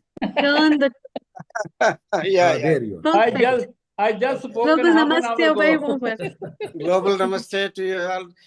Dr. Ji, Nikul Ji, we are sitting in the Guru place now. Jnaneshwar Ji from Mauritius, Vaidya and Dr. Rakesh Ji Yes. from Nepal, Kathmandu, Yes. and then in the Guru place, because we are very close to the Nalanda, we are very close to the Buddha Gaya. And tomorrow, fortunately, we are visiting that places with all these three countries together in integration with the Guru Purnima celebrated in UK. With the integration, of course, I would like to give it to them to speak as well. Say, for example, the Guru and Purnima. See, Magadha dynasty, Maurya dynasty, Chanakya, Chandragupta, and then coming to the Jivaka and the centennial celebrations here. 1926, the establishment of this government Ayurveda college here has celebrated yesterday and today. It's a centennial programs, and it was excellent that the Guruji who was here, and he was 98-year-old. 98-year-old, our Guruji, Dr. Vaidya Siddhinandan Mishraji, and fortunate enough to see him, 98-year-old with Ambulant. I have shared the videos with Dr. Amruta. You can see that. I will share also the Anukulji. And this was the wisdom from Ayurveda point of view into the health, from the physical health, well-being, wellness to the well-being into the mental health. In the definition itself, Sharira, Indriya, Sattva, Atma, Samyogo, Dhari, Jivitam, Nityagam, Anubandham. That is where the consequences coming through from the physical body into the corporate tissues and its health coming too from the Dhari, Dharana, Dhatu level. And then the Indriyas are connected with the Saukya or the sensory wellness, and which is into the conjunction with the mind and the body. The sequence in Ayurveda has explained where it is Jivita, means the life is on the basis of the sensory exposure, sensory faculties. And then this life continues to be into the mind as a sequence coming through Dhari, Jivitam, Nityagam. Nityagam means the subtle body after leaving the corporal body, and still it is there with the ship of the cord and entering into the new life and new life and new life, according to the Bhagavad Gita's sayings. So this is the sequence what we are discussing here, to the point of inner self is being revived on the basis of the Purnima, and then coming to the spiritual level of the health as it is from Ayurveda point of view is Anubandha. Anubandha is consequently life after life is coming through without your knowledge, and your consciousness from the heart into the blissful mind is raising, because the mind has the four components. Chintyam, four components: Mano, Buddhya, Hankara, Chittani, Naham. Shivoham, Shivoham, when it is said, Manas, Buddhi, Ahankara, and Chitta, these are the four components of the mind from Ayurveda point of view. When the mind is connected with the Ahankara, there is a limited of its exposure and understanding and the bliss coming through from the eternality from your heart into the brain. Because you start making the mistakes and you start touching your head. And when you promise, you put your hand onto the chest, because that is coming honestly from your heart. So this is the conjunctions of the promising or making a mistake is a juncture of your deciphering knowledge about the inner self science being your consciousness is speaking to you. And then there is this mind with this changing four faculties. So then the Buddher Bruhaspati Bruhaspati Guru means the Jupiter. How the Jupiter planet is connecting, collected, protecting our earth from the bombarding asteroids. That is the same sequence of these hurdles are being protected by the virtue of this intelligentsia, which is present coming through from the heart, and truly, honestly, the tears rolling down into the lateral eyes. You see the inner cancers of the tears or the outer cancers of the tears. The physiological process when it comes to the joyous is the tears rolling down into the lateral eyes. And when the sorrow, the misery comes out from the heart is in inner canthus. There is so much to express how physiological changes connected to the sukha and dukkha, the pleasant and comfort or discomfort, as Ayurveda understand. And that is where the Purnima is the full moon, the bliss, Buddha Gaya. And this is the place where the enlightenment has taken place, near the Ganges over here, historical place where over here. And that is where the Buddha Purnima means how the oceans rise with the full moon day. That is the brain waves with the fluids are being rise with the intelligentsia or the transforming buddhi into the chitta level, because that is the component, fourth component. So manas with the ahankara and buddhi with the chitta is the conjunction where Ayurveda tells about how to purify yourself into the inner consciousness, as Anuragji has mentioned. And that is where the Buddha Purnima enlightenment is a reality from life after life, as we are going to be liberated into the process. Anyway, I would like to give and introduce Vaidya Rakeshji from Nepal, and he has got a big establishment of the Ayurveda services, a large Global services. Namaste. Yes, Warm welcome. and then the Gyaneshwarji from Mauritius. So these are the pioneers coming from different countries, and so many countries were there, but then they're together to convey their messages from their context point of view about the Buddha Purnima. Gyaneshwarji and Yes. Rakeshji. Yes.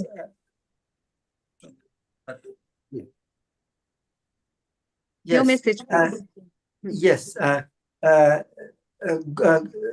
In the context of Buddha Purnima, I'll reiterate to a shloka of Patanjali Yoga Sutra, where Guru is being defined. How we define the Guru. The sutras is as follows: Purvesham api Guru Kalena Navas Chedat. Means once you have the Guru Tattva inside you, so what is the Guru Tattva inside you? That is Purvesham, means when your mind, your thoughts is going Purva, means back. Many thoughts are just coming. Purvesham api. And it is attached with many thoughts. You are going back, just like bubbles are coming out from a water which is boiling. It is just coming out, and when the water cool down, it just pacify down. So Purvesham api, all our past thoughts, when it's coming, Purvesham api kalena. In that position, when those thoughts calms down with time, kalena. Anavaschedat means it cannot be cut. Anavasched means to be cut. So you are in a state of mind where your agitated thoughts are not being cut. So this means now it is agitated, the thoughts are coming, so it is cut, means it calmed down. Another thoughts come, a good thoughts or a bad thought, whatever, it has to agitate the mind to produce a good thought or bad. Then it's changed, it's cut. So you cut means to calm down, to calm down, to calm down. Then you come to a position where you cannot cut down. Anavaschedat. You come to a position of your mind where it is anavaschedat. So that position where it is anavaschedat, Purvesham api kalena. So that tattva is a Guru tattva inside you. You are, because in each tattva of the thoughts which is coming out, and when you are cutting it, means you are pacifying it, a Guru tattva, a jnana is coming out in you. Then when it's calmed down, then you come to a position where you reach the greatest Guru, that is the Ishvara Tattva, where everything calms down. That positions will not give you any other thoughts. It's the standstill position of your mind, the final Guru. And those others thoughts which are coming, they are the one which is Chedat, which time will change, it will cut down, but then a time comes in a mind where it's calmly down. So that position is a Guru position, is an enlightened position. So on a Guru Purnima, we turn our mind to that anavastheda position where it cannot be cut because there is nothing there. You cannot cut. It's just like an empty air. You are throwing a cutter, knife. You cannot cut anything. So in the same way, the thoughts agitator has calmed down. You're in a voidness. So in a Guru Purnima, you get the Purnatva. You are in a Guru Purnima state. Why we say on a full moon? Because full moon calms down the mind. The sheath virya is there, rajas of mind. So it helps us. So the moon is a factor to help us. Please understand, the full moon is helping us in calming down the agitated thought to reach the kala where it's cutting, a kala is cutting. Then you reach a kala where it's no more cutting. So that position is a Guru Tattva, is an enlightened position, what we practice in that. I would like also to tell, we from Mauritius, my colleague will be intervening, Dr. Rakesh from Nepal, and Dr. Venkat Joshi, who is going to organize a conference on Ayurveda, yoga, philosophy in the coming days, in the coming few months, 3 to 4 months in England and surrounding countries. We are going to come, our organization is going to come and give Dr. Venkat Joshi voluntary with our team, from Mauritius, from Nepal, our expert team and volunteer will be coming to organize a such type of conference in London in the leadership of Dr. Venkat Joshi and his surrounding people. So I see I would very much appreciate if you could kindly join Dr. Venkat Joshi, and we will come and we could interact and spread this type of knowledge to the people of UK, or whatever little time we have. Will be coming for a few days because I need to come out. I can't leave too much of clinical practice. Sure. Please, We'll hear him. Yes. Dr. Rakesh. Pranam. Being a child specialist, Ayurveda pediatrician, I would like to say that when we nurture the baby, and baby is the future of our life and our system and our whole human creature, and we are coming with the Purva Janma Krita Karma, like last life collected many things like karma, what we did over there, and that karma and other things also influence in our life. So if you will put the Guru Ashirvad, like Guru means who will give the path of heaven, give the opportunity to merge with nature, like heaven, we can say, and will not get opportunity again and again to come in this world like a moksha. So we life having a 4 Chaturspad according to Ayurveda.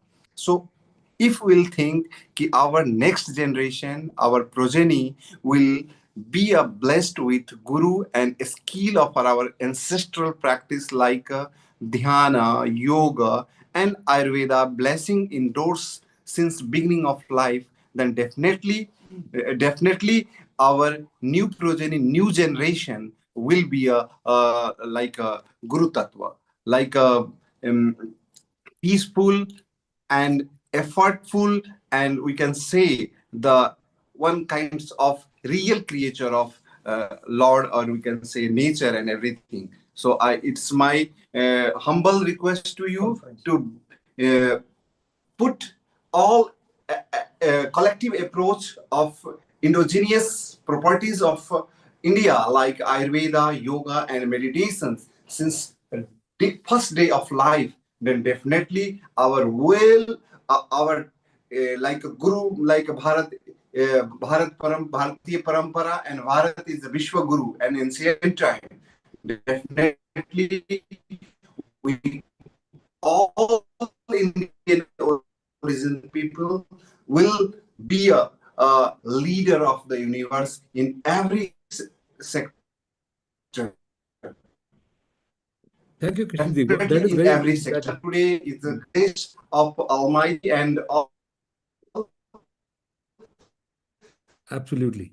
I think there There's one thing I was to ask you about is the Guru Tattva, the entire concept. Buddha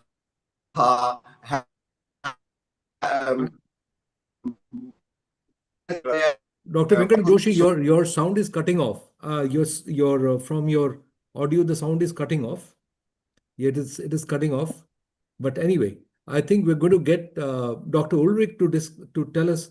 There was something about very, very subtle about the concept of understanding what is the concept. The fundamental concept is that of how to realize things, how to what do you call really feel the experience of a particular concept of the consciousness, and that is where I think the gurus over here and they were discussing about this. So, what do you think about this, Dr. Ulrich? The concept of emptiness, the concept of consciousness that we can perceive. Yeah. Dr. Anukul ji, we have Vinny Kalia ji with us still. Can we have a song if she can sing one more song with us? But by the time we can take one message from Professor Sudhir Sharan ji.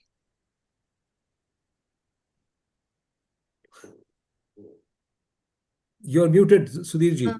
You're still muted. Just a second. Just a second. Let me. Yeah. Please go ahead. Are you able to? Yes, please go ahead. Global Namaste. Global Namaste. I have little bit of credentials for today because once upon a time I had the honor and privilege to be of service to Maharshi Mahesh Yogi. And that's when I got inducted into this world of spiritual enlightenment. The first thing Maharshi wanted me is to learn transcendental meditation myself. So within the first week of joining his movement, I was inducted into transcendental meditation. I received my initiation, received my mantra. Now that gave me the first-hand experience of what a guru can do for your life, how much of impact he has on the quality of our life. So today we are expressing our gratitude to such gurus who don't give you a few lessons in language, who don't give you a few lessons in mathematics or any other specialized subject. We are trying to express our respect for those teachers who shape your life and change the direction. I'm very sure, but for those 5 days of induction into meditation, I will not have the quality of life which I'm experiencing today. So I'm ever grateful to the Guru who brought me to this point of place in life. Second thing which I want to mention to this very enlightened audience is gurus mostly remain unrecognized for a very long time. And it is not very complex to identify. Why will it be? If something is flying at an altitude of say 30,000 square feet from the earth, then I myself have to rise to 36,000 square feet to be in contact with that object. Gurus are having a thought process which is in the stratosphere. And therefore, a Shishya has to make all the effort to rise to the level of the Guru, rather than being that inferior entity who tries to pull down the Guru to their level. So today we would like to say that in the 21st century, we have so much of technology. We have to have the kind of Shiksha system which is not a monolith, but which is a polyth. We cannot have all the wisdom in one sect, in one system. We have to be generous to accept differences in the approaches, because the father of philosophy said when he got a brilliant student that I don't teach philosophy. I only ask 3 questions. And that is the attitude we have to have. Our Guru, our Param Guru, always leaves us with 3 questions, 3 fundamental questions. We as individuals, whatever be our calling, whatever be our vocation, answer those 3 questions, because they integrate us as humans with nature. And without that integration, we do not have good health, we do not have appropriate quantity of wealth, and we certainly don't have enough social network, as we call, of the right kind of people who bring us up every moment, every hour, every day, rather than dissipating us. Because human life is perishable. None of us come with a guarantee that will last forever. And this is where I believe Guru plays a vital role. With the Guru coming, the length of life becomes immaterial. Whatever be the days allocated to us by the nature, by our lifestyle, we will be able to maximize our contribution to ourselves, to our loved ones, and to the universe. Here, each one of us have devoted our life to some higher end. And I pay my respect to all of you for the good work that you have done in your work. I'm very happy to Dr. Amrita to have brought me on to express my gratitude to all the people who have acted in some role or the other to teach me something of value. So thank you, Dr. Amrita. I'm glad to be here. These were the few thoughts I wanted to share on this auspicious day. Thank you very much. Thank you very much, Dr. Sudhir ji. That was really nice. I would like to invite Vinny ji, if you can have some sargam for us on this occasion, please. Please unmute yourself.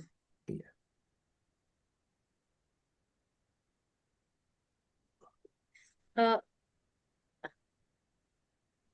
think. Yeah.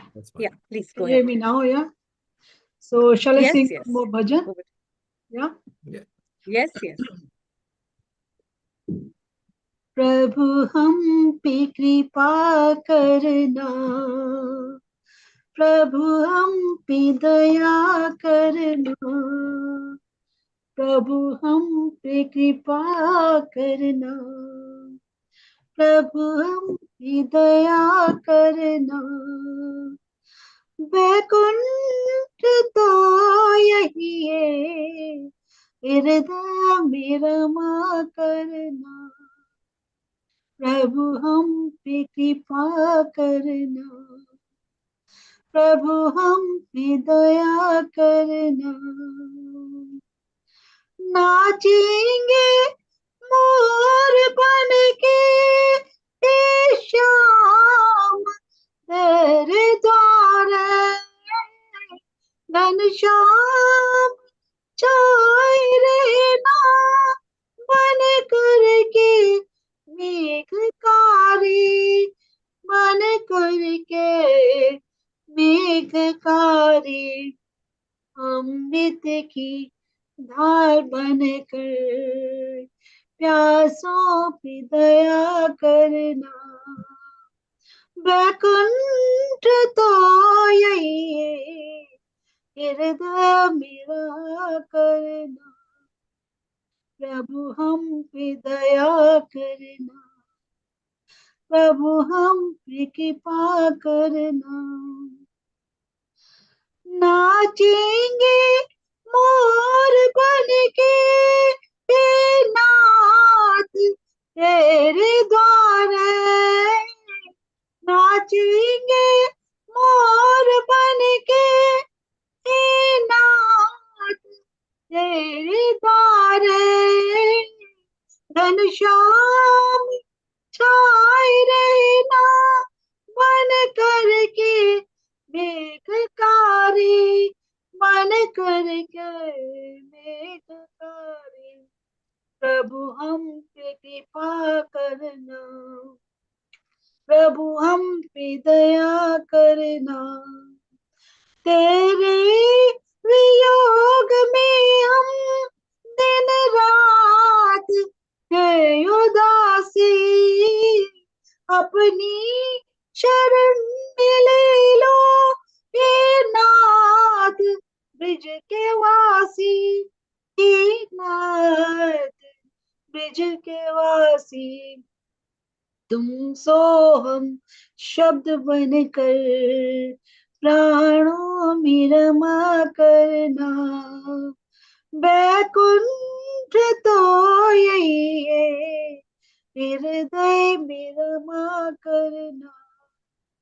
प्रभु हम पे कृपा करना, प्रभु हम पे दया करना। गूंजेंगे राग बनकर वीणा की तार बन के, प्रगटोगे नाथ मेरे हृदय में प्यार बन के, हृदय में प्यार बन के। हर रागनी की धुन पर स्वर बन कर उठा करना। बैकुंठ तो यही है, हृदय में रहा करना। प्रभु हम पे कृपा करना, प्रभु हम पे दया करना। प्रभु हम पे कृपा करना, प्रभु हम पे दया करना। Thank you. Thank you. Thank you. प्रभु हम पे कृपा करना, हम पे दया करना। God bless और us. वैकुंठ Yes. यही है एग्जैक्टली एंड गुरु के द्वार से that's what we come to know that Yeah. the importance of Guru is who tells Yes. us Yes. that where the heaven is and where we ought to be. Thank Yeah. you so much, Vinayji. Thank you so Please much. stay around. Thanks. And it's time to welcome our next guest, Dr. Himanshu Singla Ji. Global Namaste. A very warm welcome. You're the founder of Brain Aroma and yourself a preacher. And what's your message for Guru Purnima for our viewers? Over to you. Thank you. Global namaste to everyone. I'm audible, Amrita? Yes, Yeah, very Amrita. well. So first of all, I just want to make a small correction. I'm not a doctor.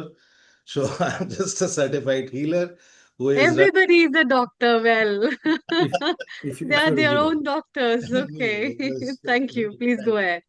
You know, the last time when I joined the session, I was the first person to start the session, you know, and today I think I might be the last one to finish it off. But I will tell you one thing that to do the start You is aren't much the more. last one. There are Okay. many more after this. So, but listening after listening, so many people, I mean, so many gurus, you know, in themselves, their views, their how they are, you know, passing the message is actually a wonderful thing, you know. I mean, I don't know. I mean, there is so much to learn. So, thank you so much for inviting me for this particular session. I was following this thing particularly on the YouTube because I was not in my at my place at that time. So I was just following all the session on the YouTube. So it's a fantastic session was going on. I mean, thank you so much, everyone, for sharing. So let me just quickly, for what I am here to just pass on a small message. So yes, I from the very starting, everybody is listening that Sanskrit prayer. You know that many of in India we have grown up hearing this thing: Guru Brahma, Guru Vishnu, Guru Devo Maheshwara. Guru Sakshat Parbrahma, Tamsai Shri Gurue Nama. This beautiful verse, remind us that the Guru is much more than a teacher. A Guru is someone who removes darkness, not only from our minds, but even from our hearts. It is a celebration of everyone who has helped us becoming a better human being. So I just want to ask who are listening this particular thing, or those who are present, who is your Guru?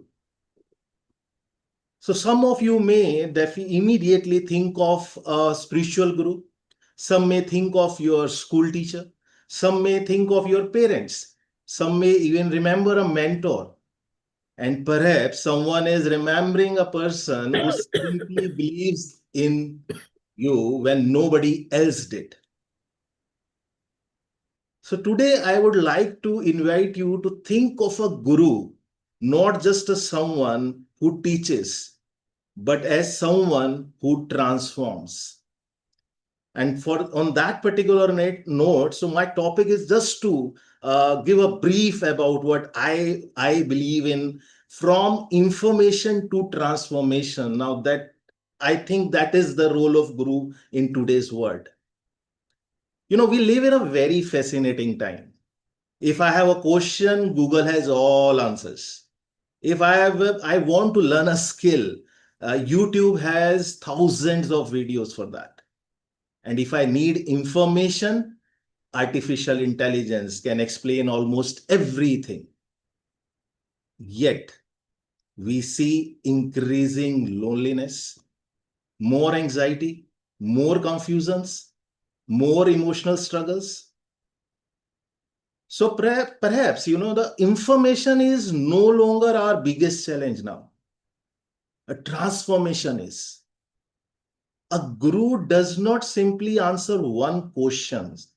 The Guru changes the way we see ourselves. And that is the difference. Now, let me just share a very small and quick story from my work, which I do. So I once met a young entrepreneur, in one of my program, a super bright, supportive family. I mean, it's just like he had everything in his life, what he requires. Everything looked perfect from the outside. But one day, that particular person quietly asked me, "Sir, why do I still feel empty?" And that question actually stayed with me. Because what this young person needed wasn't more information. They already had that information. What they needed was someone to listen, someone to help them understand themselves. Sometimes the greatest Guru is not the one who speaks the most, but the one who listens to the deepest. And when we heard the word Guru, we often imagine, one particular role. But I believe life introduces us to many gurus in our life. A teacher who saw potential, in us before we saw it ourselves. A parent who sacrificed silently. A friend who stood beside us during that difficult times. A mentor who challenged us to grow. Might be a counselor who helped us understand our emotions. And the one more thing is, even our failures, sometimes they become our greatest gurus, because they teaches us lessons that success never could. I would like to invite now, everyone into a small reflection. Just close your eyes for just a moment if you are comfortable doing so. Think of one person who changed not just what you knew, but changed how you saw yourself. Someone who believed in you, someone who guided you, someone who quietly helped you become who you are today. So my friends, that person is your Guru. So before I conclude, I would like to share one simple thought in today's world. What I see from my side is, we don't just need knowledgeable people. We need the compassionate people. We don't just need successful people. We need emotionally aware people.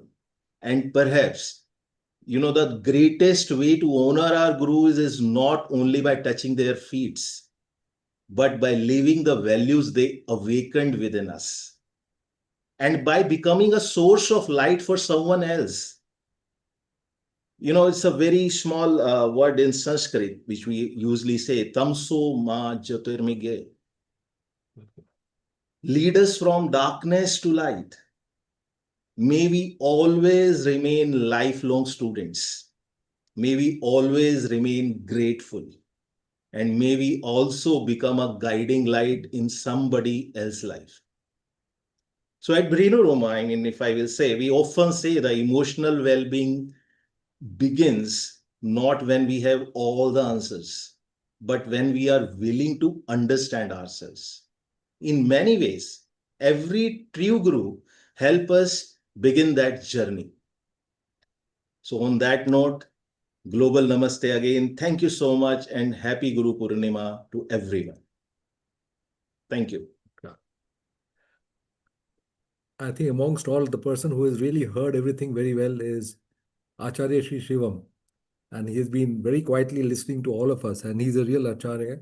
I've seen him, I've been with him, and he's been listening to all these discussions very, very closely. And I think nobody can tell us better about his personal experiences about gurus and the way he has handled many of the students at a younger age and teaching them how to go about managing their life. Yes, Acharya-ji. Global Namaste. Thank you so much for your kind words. On the occasion of Guru Purnima, we all are meeting. So I would start with a shlok. Om Ajnanati Mirandhasya Jnananjana Shalakaya Chakshurunmilitam Yena Tasmai Shri Gurave Namaha. We all know that Guru is taking us from darkness to light. And this shlok represents Ajnanati Mirandasya Jnananjana Shalakaya. From Ajnanata to Jnana. From ignorance to the supreme knowledge. So, from our ancient Upanishad, I would like to quote a very beautiful story. Once a disciple asked his guru, Master, why do we worship the Guru? What is the purpose of worshipping the Guru? Why not directly worshipping the God? So the Guru smiled, and it was a full moon night. And this is the month of Ashad. In the month of Ashad, the full moon is Guru Purnima. So on Ashada's black night, the vibrant moon, the Guru is pointing towards the moon and said, look there. And the disciple looked at the Guru's finger instead of the moon. And the Guru asked, what do you see, my child? And the disciple replied, your finger, Guruji. And the Guru smiled again and said, that is exactly what most people do.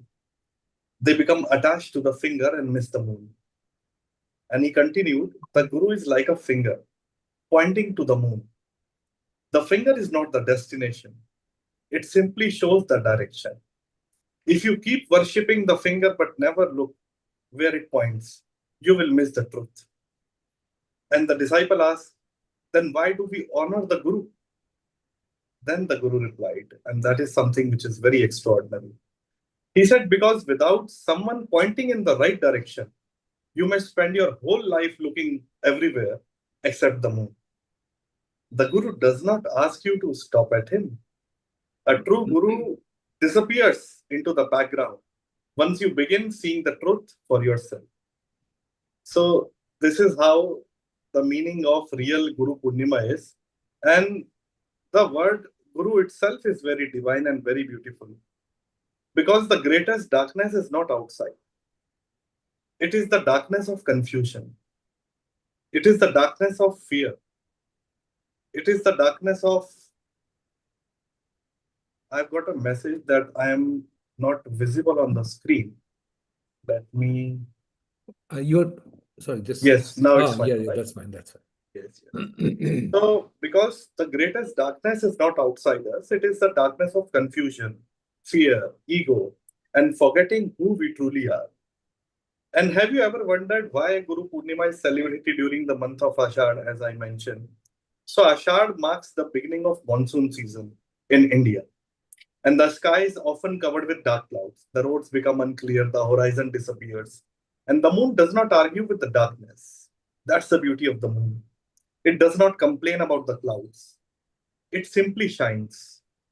And the moon doesn't remove every cloud from the sky, but it offers enough light for us to continue our journey. And that is exactly what the purpose of Guru is. And that is the perfect symbol of Guru.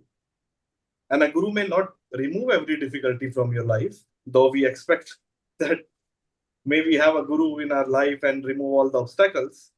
Guru may not stop every storm, but a Guru gives you enough awareness, enough wisdom, enough inner light that even the darkest moments you never lose your way.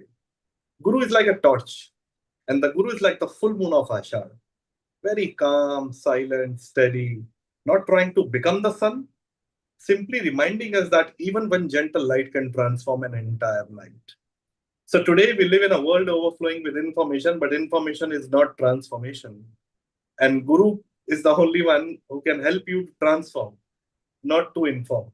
And knowledge can fill the mind, awareness transforms you, and Guru does not simply add more ideas to your mind. Guru helps you become free from the mind. So Guru Purnima is also a celebration of gratitude. So instead of asking, why is this happening to me in my life? Why there is so much chaos? What is life trying to teach me? Instead of asking, how do I control everything? We must ask, who is the I that wants control? Instead of asking, how do I become more successful, more money, more power? We must ask, how do I become free from everything? Guru Purnima is definitely a celebration of gratitude because this is the work of a Guru to replace the question. And every teacher, every parent, every friend, every challenge, every failure, and every difficult person has in some way been a Guru. And sometimes life teaches us through love, sometimes through loss, sometimes through silence. The awakened person learns from all of them. And that is the purpose of the outer Guru, is not to create followers. It is to awaken the inner Guru. The wisdom, the silence, and that awareness which is already there, existing within each one of us. So today, let us not simply celebrate Guru Purnima, let us celebrate awakening. The greatest offering we can make, the Guru is not flowers. Offering flowers is very easy, but transformation, not rituals, but practice, not admiration, but living the teachings. How many of us are really living the teachings of the Guru? We are very good in reading Guru Stuti, we are very good in offering flowers, and we simply say, you are beyond everything. We can only worship you. But are we living the teachings? So friends, there comes a point where words are no longer enough. The deepest gratitude cannot always be spoken, it has to be sung. So this evening, rather than speaking about the Guru, let us speak to the Guru. Let every note become our gratitude. Let every breath become a prayer. Let every heart become an offering. So I invite all of you to join me. I would like to do some very small prayer. So if you all allow me, then I can sing. Please. Sure. Okay. So this is for the Guru.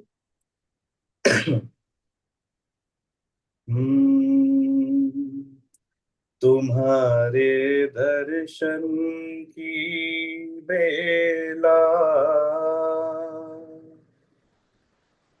तुम्हारे दर्शन की बेला, ये मौसम रास रचाने का, तुम्हारे दर्शन की बेला, ये मौसम रास रचाने का, लिए उल्लास की सांसें, समय मस्ती में जीने का, लिए उल्लास की सांसें, समय मस्ती में जीने का, तुम्हारे दर्शन की बेला, तुम्हारी आंखों की ज्योति जगा गई ज्योति अंतस में, तुम्हारी अमृत सी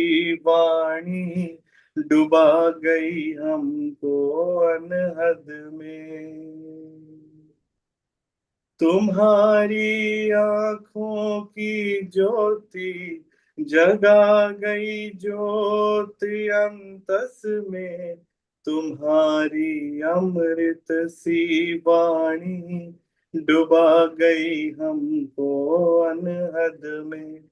तुम्हारी आंखों की ज्योति जगा गई ज्योत अंतस में, तुम्हारी आंखों की ज्योति जगा गई ज्योत अंतस में, तुम्हारी अमृत सी वाणी डुबा गई हमको अनहद में। तुम्हारी अमृत सी वाणी डुबा गई हमको अनहद में। तुम्हारे सतरंगी चोले अरूप की झलक दिखाते हैं, तुम्हारे सतरंगी चोले अरूप की झलक दिखाते हैं। इशारे हाथों के प्यारे हरि का चांद दिखाते हैं, इशारे हाथों के प्यारे हरि का चांद दिखाते हैं। तुम्हारे दर्शन की बेला, ये मौसम रास रचाने का, तुम्हारे दर्शन की बेला, ये मौसम रास रचाने का। ॐ ब्रह्मानन्दं परमसुखदं केवलं ज्ञानमूर्तिं द्वन्द्वातीतं गगनसदृशं तत्त्वमस्यादिलक्ष्यम् एकं नित्यं विमलमचलं सर्वधी साक्षीभूतं भावातीतं त्रिगुणरहितं सद्गुरुं तं नमामि, सद्गुरुं तं नमामि, सद्गुरुं तं Namami. Thank you so much. I pray to the divinity. Thank you. That is wonderful, Acharya. I've got one question that we often, whenever we are praying, we tend to ask this question and request God that please please pardon us, please have some sympathy on us. Why do we ask for sympathy and pardon when our karmic results are going to give us what we are meant to get anyway? So there are two types of consciousness. One which says that I am always in guilt. I've done something wrong. I'm doing this bad, I'm doing that bad, and this sin and that sin. If that consciousness we operate from, then definitely we will be in trouble, and constantly there will be a hell and the heaven. But there is a second level of consciousness, which is childlike, pure consciousness, in which whatever is happening, like Ashtavakra says, whatever is happening, it is all divine's wish. I am not the doer. Till the time the I exist, I am the doer, then the problem exists. Then there is a possibility to go to the hell and the heaven. But is it possible to just let go the I and let this whole being is in surrender to the divine? Then whatever happens, happens very beautifully. Because there is no I. From known to unknown. When the journey is from known to unknown, then the divine consciousness, Bhagavadiya Chetana, will operate.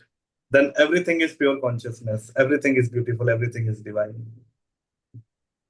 That's an amazing answer. Really, that's an amazing answer. Because whenever we hear various songs and whenever we sing various songs, we keep on asking Divine, please, excuse me, please don't be benevolent, to be as good as possible. So I just wondered, why are we constantly asking for excuses from God when we are ultimately take our own decisions? And yet, karmic results are going to be there either way. It does not matter what you ask for excuse or not. But that is, I think, the very subtle answer. And in Guru Bani, if we read the Guru Bani, there is something very beautiful mentioned. It says, "Mera mujh mein kuch nahi, jo kuch hai so tera, aur tera tujhko saunp kar kya lage mera." So there is nothing which is mine. Everything is yours. And if I surrender it to you, then what is mine which exists? So ultimately, there is nothing. That's amazing. Yeah. So, Mahesh ji, what do you think you have to say about this particular comment about the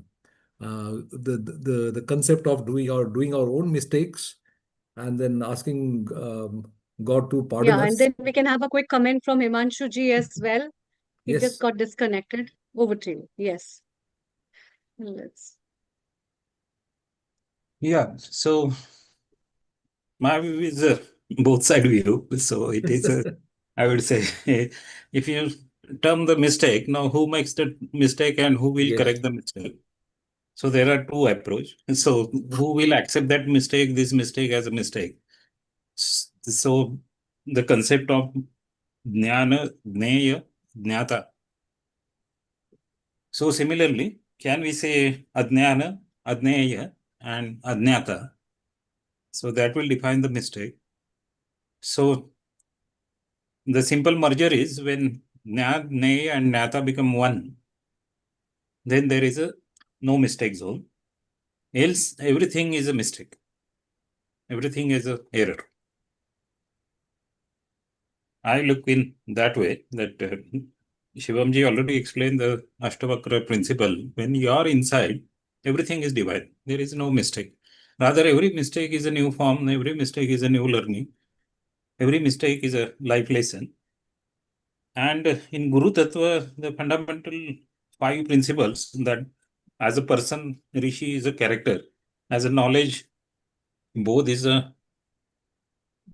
or books or scripts or that form is there. For the life lesson, for the mistake, the experience only is the Guru. Similarly, for the consciousness, the inner witness function is only Guru. And for the collective intelligence, that awakening yourself, that serves the principle of Guru. So mistake happens, mistake correction is possible only by experiencing from inside. And this insight gives you the correction element, new vector, new direction towards that. That is my submission. Yes, Himanshu ji, your comments on this? Sir, thank you so much, Acharya ji, for sharing a wonderful Thank bhajan you. and sharing a wonderful prayer. It's really nice to hear that. Yes, for this particular thing, I always practice on a one particular part. I mean, Acharya ji, please correct me if I am going somewhere wrong because I am always open to learn. I always say when you are saying Aham Brahmasi, when you understand that you are the person, you are taking everything and your consciousness is doing everything. So once the person is understood that okay, whatever is happening, this is happening through me. I mean, if he can understand that it is not about ego or something like that, but it is more about, I mean, if he can understand his own consciousness, own belief system, everything whatever is happening, whether it's wrong, right, I mean, we are human, we know we do the mistakes, but not to do the guilt on it. I mean, not to feel guilty about it and not to remind it. And that is what we practice, or I usually tell my people who are around me, who are just coming to us, we always make them understand, follow this particular one part, because I think just to add on, because I took this particular thing from Bhagavad Gita, Acharya ji, you know it very well. I mean, how that particular guilt was removed from every Pandava whenever they were coming out of the battle every day. So how Krishna ji is doing that. So this is something which my take on that particular part what we were discussing. Thank you so much. Over to you, Goswami ji. Oh, thank you. Sudhir ji, yeah, I mean, this is very interesting because you can play it on both sides. You can do it very casually and do it whatever way you want it, and yet feel no guilt about it. On the other hand, you might look back and say, hang on, I don't think I did it correctly. And then you land up in some sort of trouble and say, oh, that will have a negative effect on me. Where is the role of Guru in this particular place? Or is it your internal consciousness that becomes the Guru? You can take your ship and go into Pacific Ocean. You can take your ship and go in the Atlantic Ocean. The only thing that will differ is the violence of the sea, ocean. Your ship remains same. Your goal remains same, a successful voyage.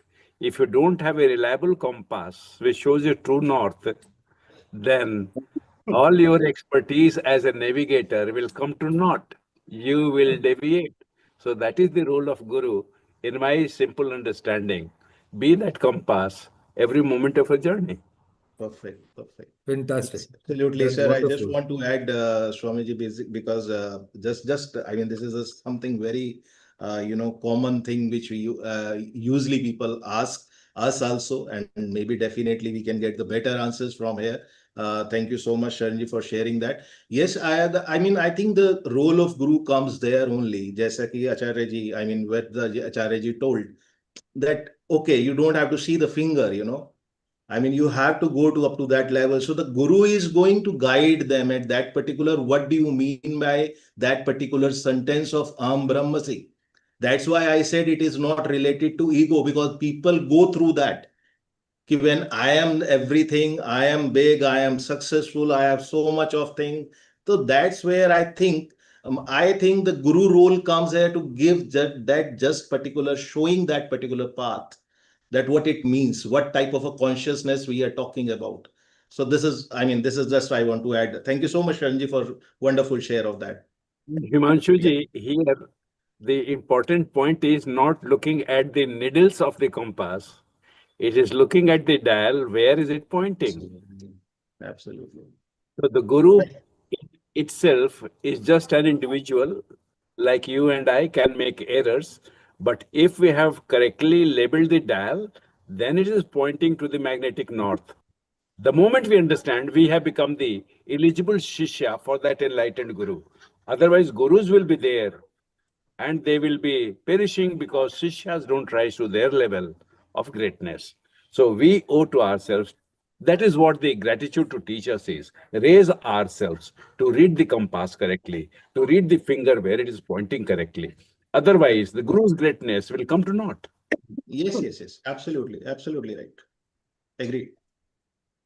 I think that is a very, very good explanation about whatever you've given. But what is interesting is that all the time when I read up any other book, particularly when it comes to the Vedas, and they all go towards the spiritual power component of it, as to recognize who you are. You find out about your own self. And the majority of time they talk about gurus as a person who indicates your presence. What are you? And where are you coming from? What is your connection with the consciousness? And that is where they tend to usually guide you to.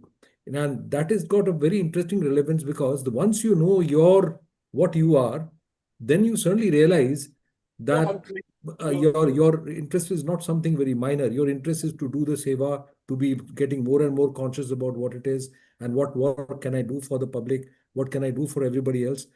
And you lose your ego, you lose your own self, and you just get on with all the work. I think that is where the concept of consciousness and guru comes in our conventional literature, to understand your own self. Anukulji, one thing I want to share. So in the context of Brahmasmi, when we are discussing about, so there are two types of satyas.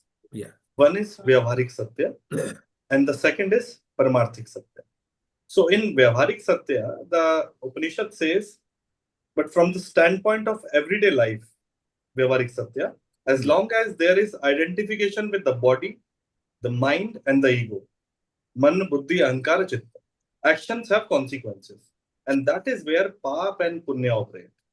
But the second one is Paramarthik Satya. In Paramarthik Satya, from the standpoint of the absolute Paramarthik Satya, there is neither sin nor virtue. Brahman is beyond both. Aham Brahmasmi points to that ultimate truth. When Krishna is standing in the battlefield and says, Sarva Dharman Parityajya Mamekam Sharanam Mama, so he is saying from which state of consciousness? So the mistake is not saying Aham Brahmasmi. The mistake is when the ego says, I am the Brahman, and therefore nothing I do matters. So that is the whole misconception. So it is like, imagine an actor on stage. So once upon a time, I used to do theater. So that's why I'm giving this example. So imagine an actor on the stage. In reality, he's not the character. So when I used to play the character, I am that character. But while the play is on, the character experiences joy, sorrow, romance, success, failure. Similarly, your true nature is Brahman. Yet until that realization is living and effortless, not merely intellectual. So you continue to experience the law of karma. The realized sage, the awakened one, the enlightened one, doesn't become immortal after realizing Brahman. On the contrary, compassion, love, and wisdom flow naturally because the sense of separation is dissolved. Vasudhaiv Kutumbakam, everything is one, the oneness. And that is what Advaita Vedanta classic distinction says. Paramarthika, the absolute reality, and Vyavaharika, the empirical reality. And इसी distinction को समझने के लिए there is a whole contradiction. And when प्रकृतेः क्रियमाणानि गुणैः कर्मणानि सर्वसा अहंकारा विमुद्धाताम कर्तहम ये मन्यते. So all actions are performed by the gunas of nature, but the deluded ego thinks I am the doer. ये मैंने किया, ये building मैंने बनाई, ये गाड़ी मेरी है, वो सब मेरा है, ये मेरा है. So this means your true self is never bound by karma. It is the ego, the false identification with body and the mind. That becomes the doer and experiences the result as Papa and Punya. So that is the whole concept. The knower of the truth understands. I do nothing at all.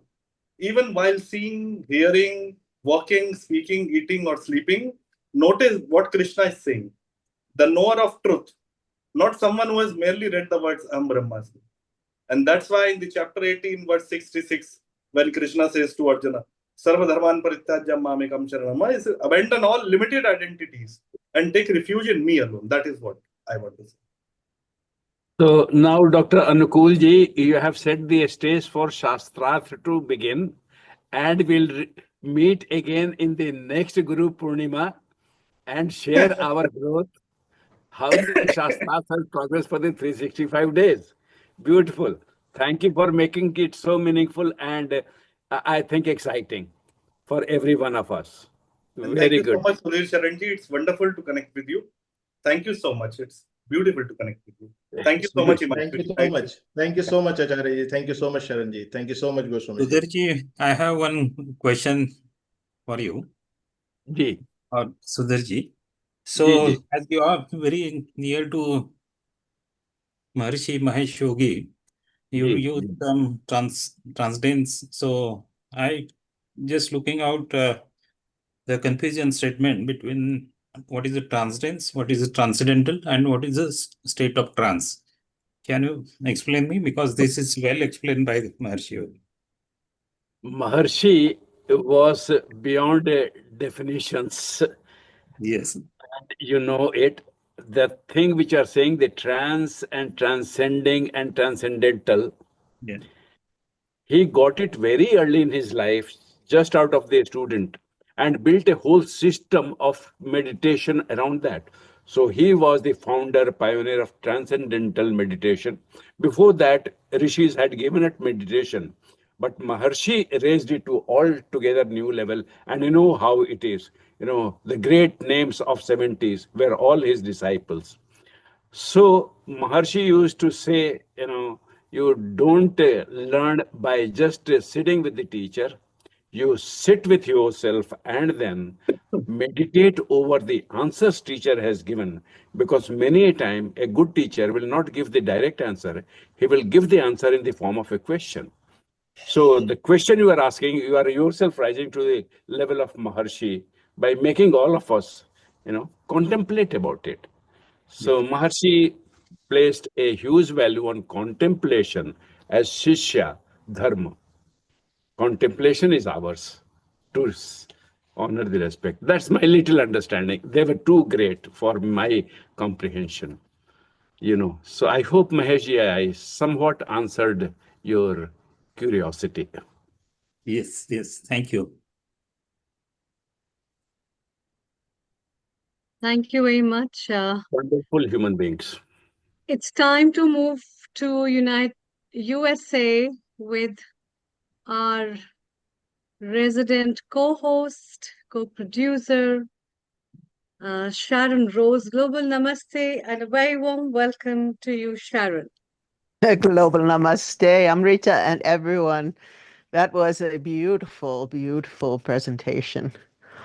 That really was. It really touched my heart. Thank you.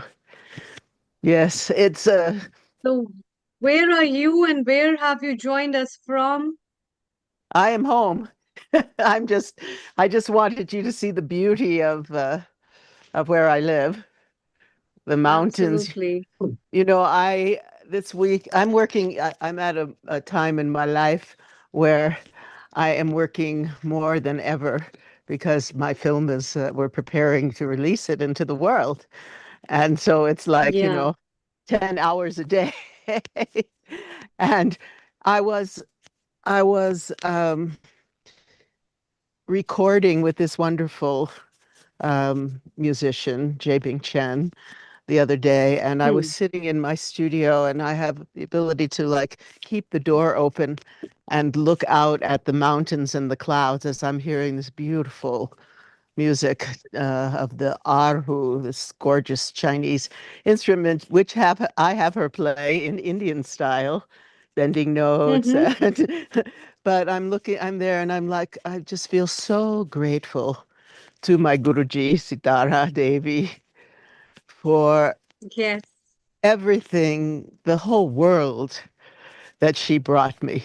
Living with her, it was very different than, just being a student and going to classes. I was so just honored to have actually the US government pay for me to be in India, give me grants, and to live with her and have such a powerful, deep, enriching experience. And so she's in my heart every day, along with my other gurus from different healing traditions, from Tibetan, from Egyptian, and all the traditions. But the root of it all goes back to my Guruji, the music, the dance, the embodiment. It's not just, as a dancer, you all know in India, it's not just doing a few moves, making your feet go as fast as possible. It's really about embodying all of the deities, all of the stories. And in that experience, I just felt so lifted into that transcendent place where I feel the Shakti and the Chi of, Durga or Saraswati or Lakshmi or Shiva just flowing through my body. And even now, anytime I perform, I I remember she said to me, like the first day, she said, we picked up the gunguru and she said, you know, these are your vehicles, right? This is your instrument. And when, first you call upon all the gurus that ever existed in the Kathak and music realm, and you ask and all the deities, everybody to be present. And you're not just dancing for the person in front of you, you're dancing for the universe, for everyone, yes. So this was as an American, who had been in ballet and modern dance and opera and all of this stuff, to, come and have this amazing opportunity and it was really, when I was there, she kind of put aside the rest of her students and just focused with me. So I'm just so grateful, because it was not only was it about all of that, but it was about beauty. I mean, I came from the feminist movement in US, right? And it was like, oh, she's like, oh, no, give away your clothes. That's it. You're not dressing like that. You can dress in a sari. How can you portray a goddess if you are dressed in, pants?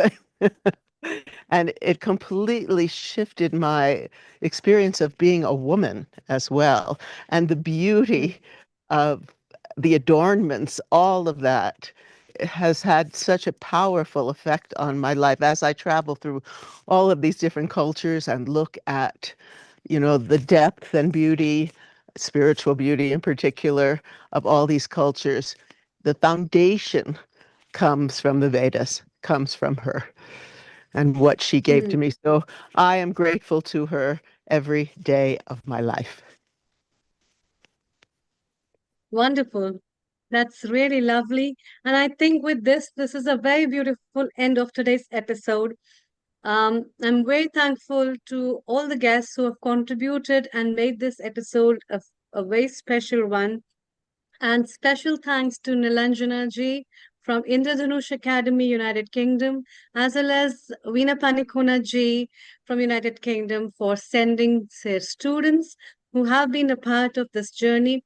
And also, I'm grateful to Professor Sudeshwaran, Dr. Mahesh Loharji, Acharya Shivam ji, Pavaneshwar ji, as well as other guests who have joined, made this episode, remember their gurus. And I think the wisdom of all that is with all of us and will stay with us. So Sharon, because you have taken up so much of effort to join at last moment, let's wind up with you with a beautiful mantra and also paying an obeisance to Sitara Devi. Over to you. Mm-hmm. Oh, well, if I'm paying it to her, we're going to do this mantra, because she was the emanation, the embodiment of Durga. What a powerhouse. I mean, what's interesting, what she taught me about Durga, is Durga, to me, in some ways, is a combination of the energy, the Shakti of Kali and of Lakshmi, because she's fierce, but she also still has this beauty. And so here is a mantra from Om Srim Dum Durgaye Shakti Bhairavje Namaha. Om Srim Dum Durgaye Shakti Bhairavye Namaha. Om Srim Dum Durgaye Shakti Bhairavye Namaha. May we all be blessed by the power, strength, beauty of Durga, and of course, Bhairav, Shiva. May you have a beautiful week, and let's give total love and appreciation for all the gurus who have handed down these amazing teachings through the centuries so that we can drink them in and bring all of this grace, beauty to ourselves, to our family, and to our world so that we can completely heal our earth. Global namaste to you all. It's been a pleasure to see you today. Thank you. Thank you, Sharon. Thank you very much. Thank you, all the guests. And also, we welcome you to the next week's episode of Friendship Day and International Youth Day, bringing youth, empowering youth, and also exploring friends, relationships, and happiness all over. By the time, we wish you a very good day, a very good night, and a very lovely evening to all of you. Thank you so much. Thank you. Thank you. Thank you, everyone.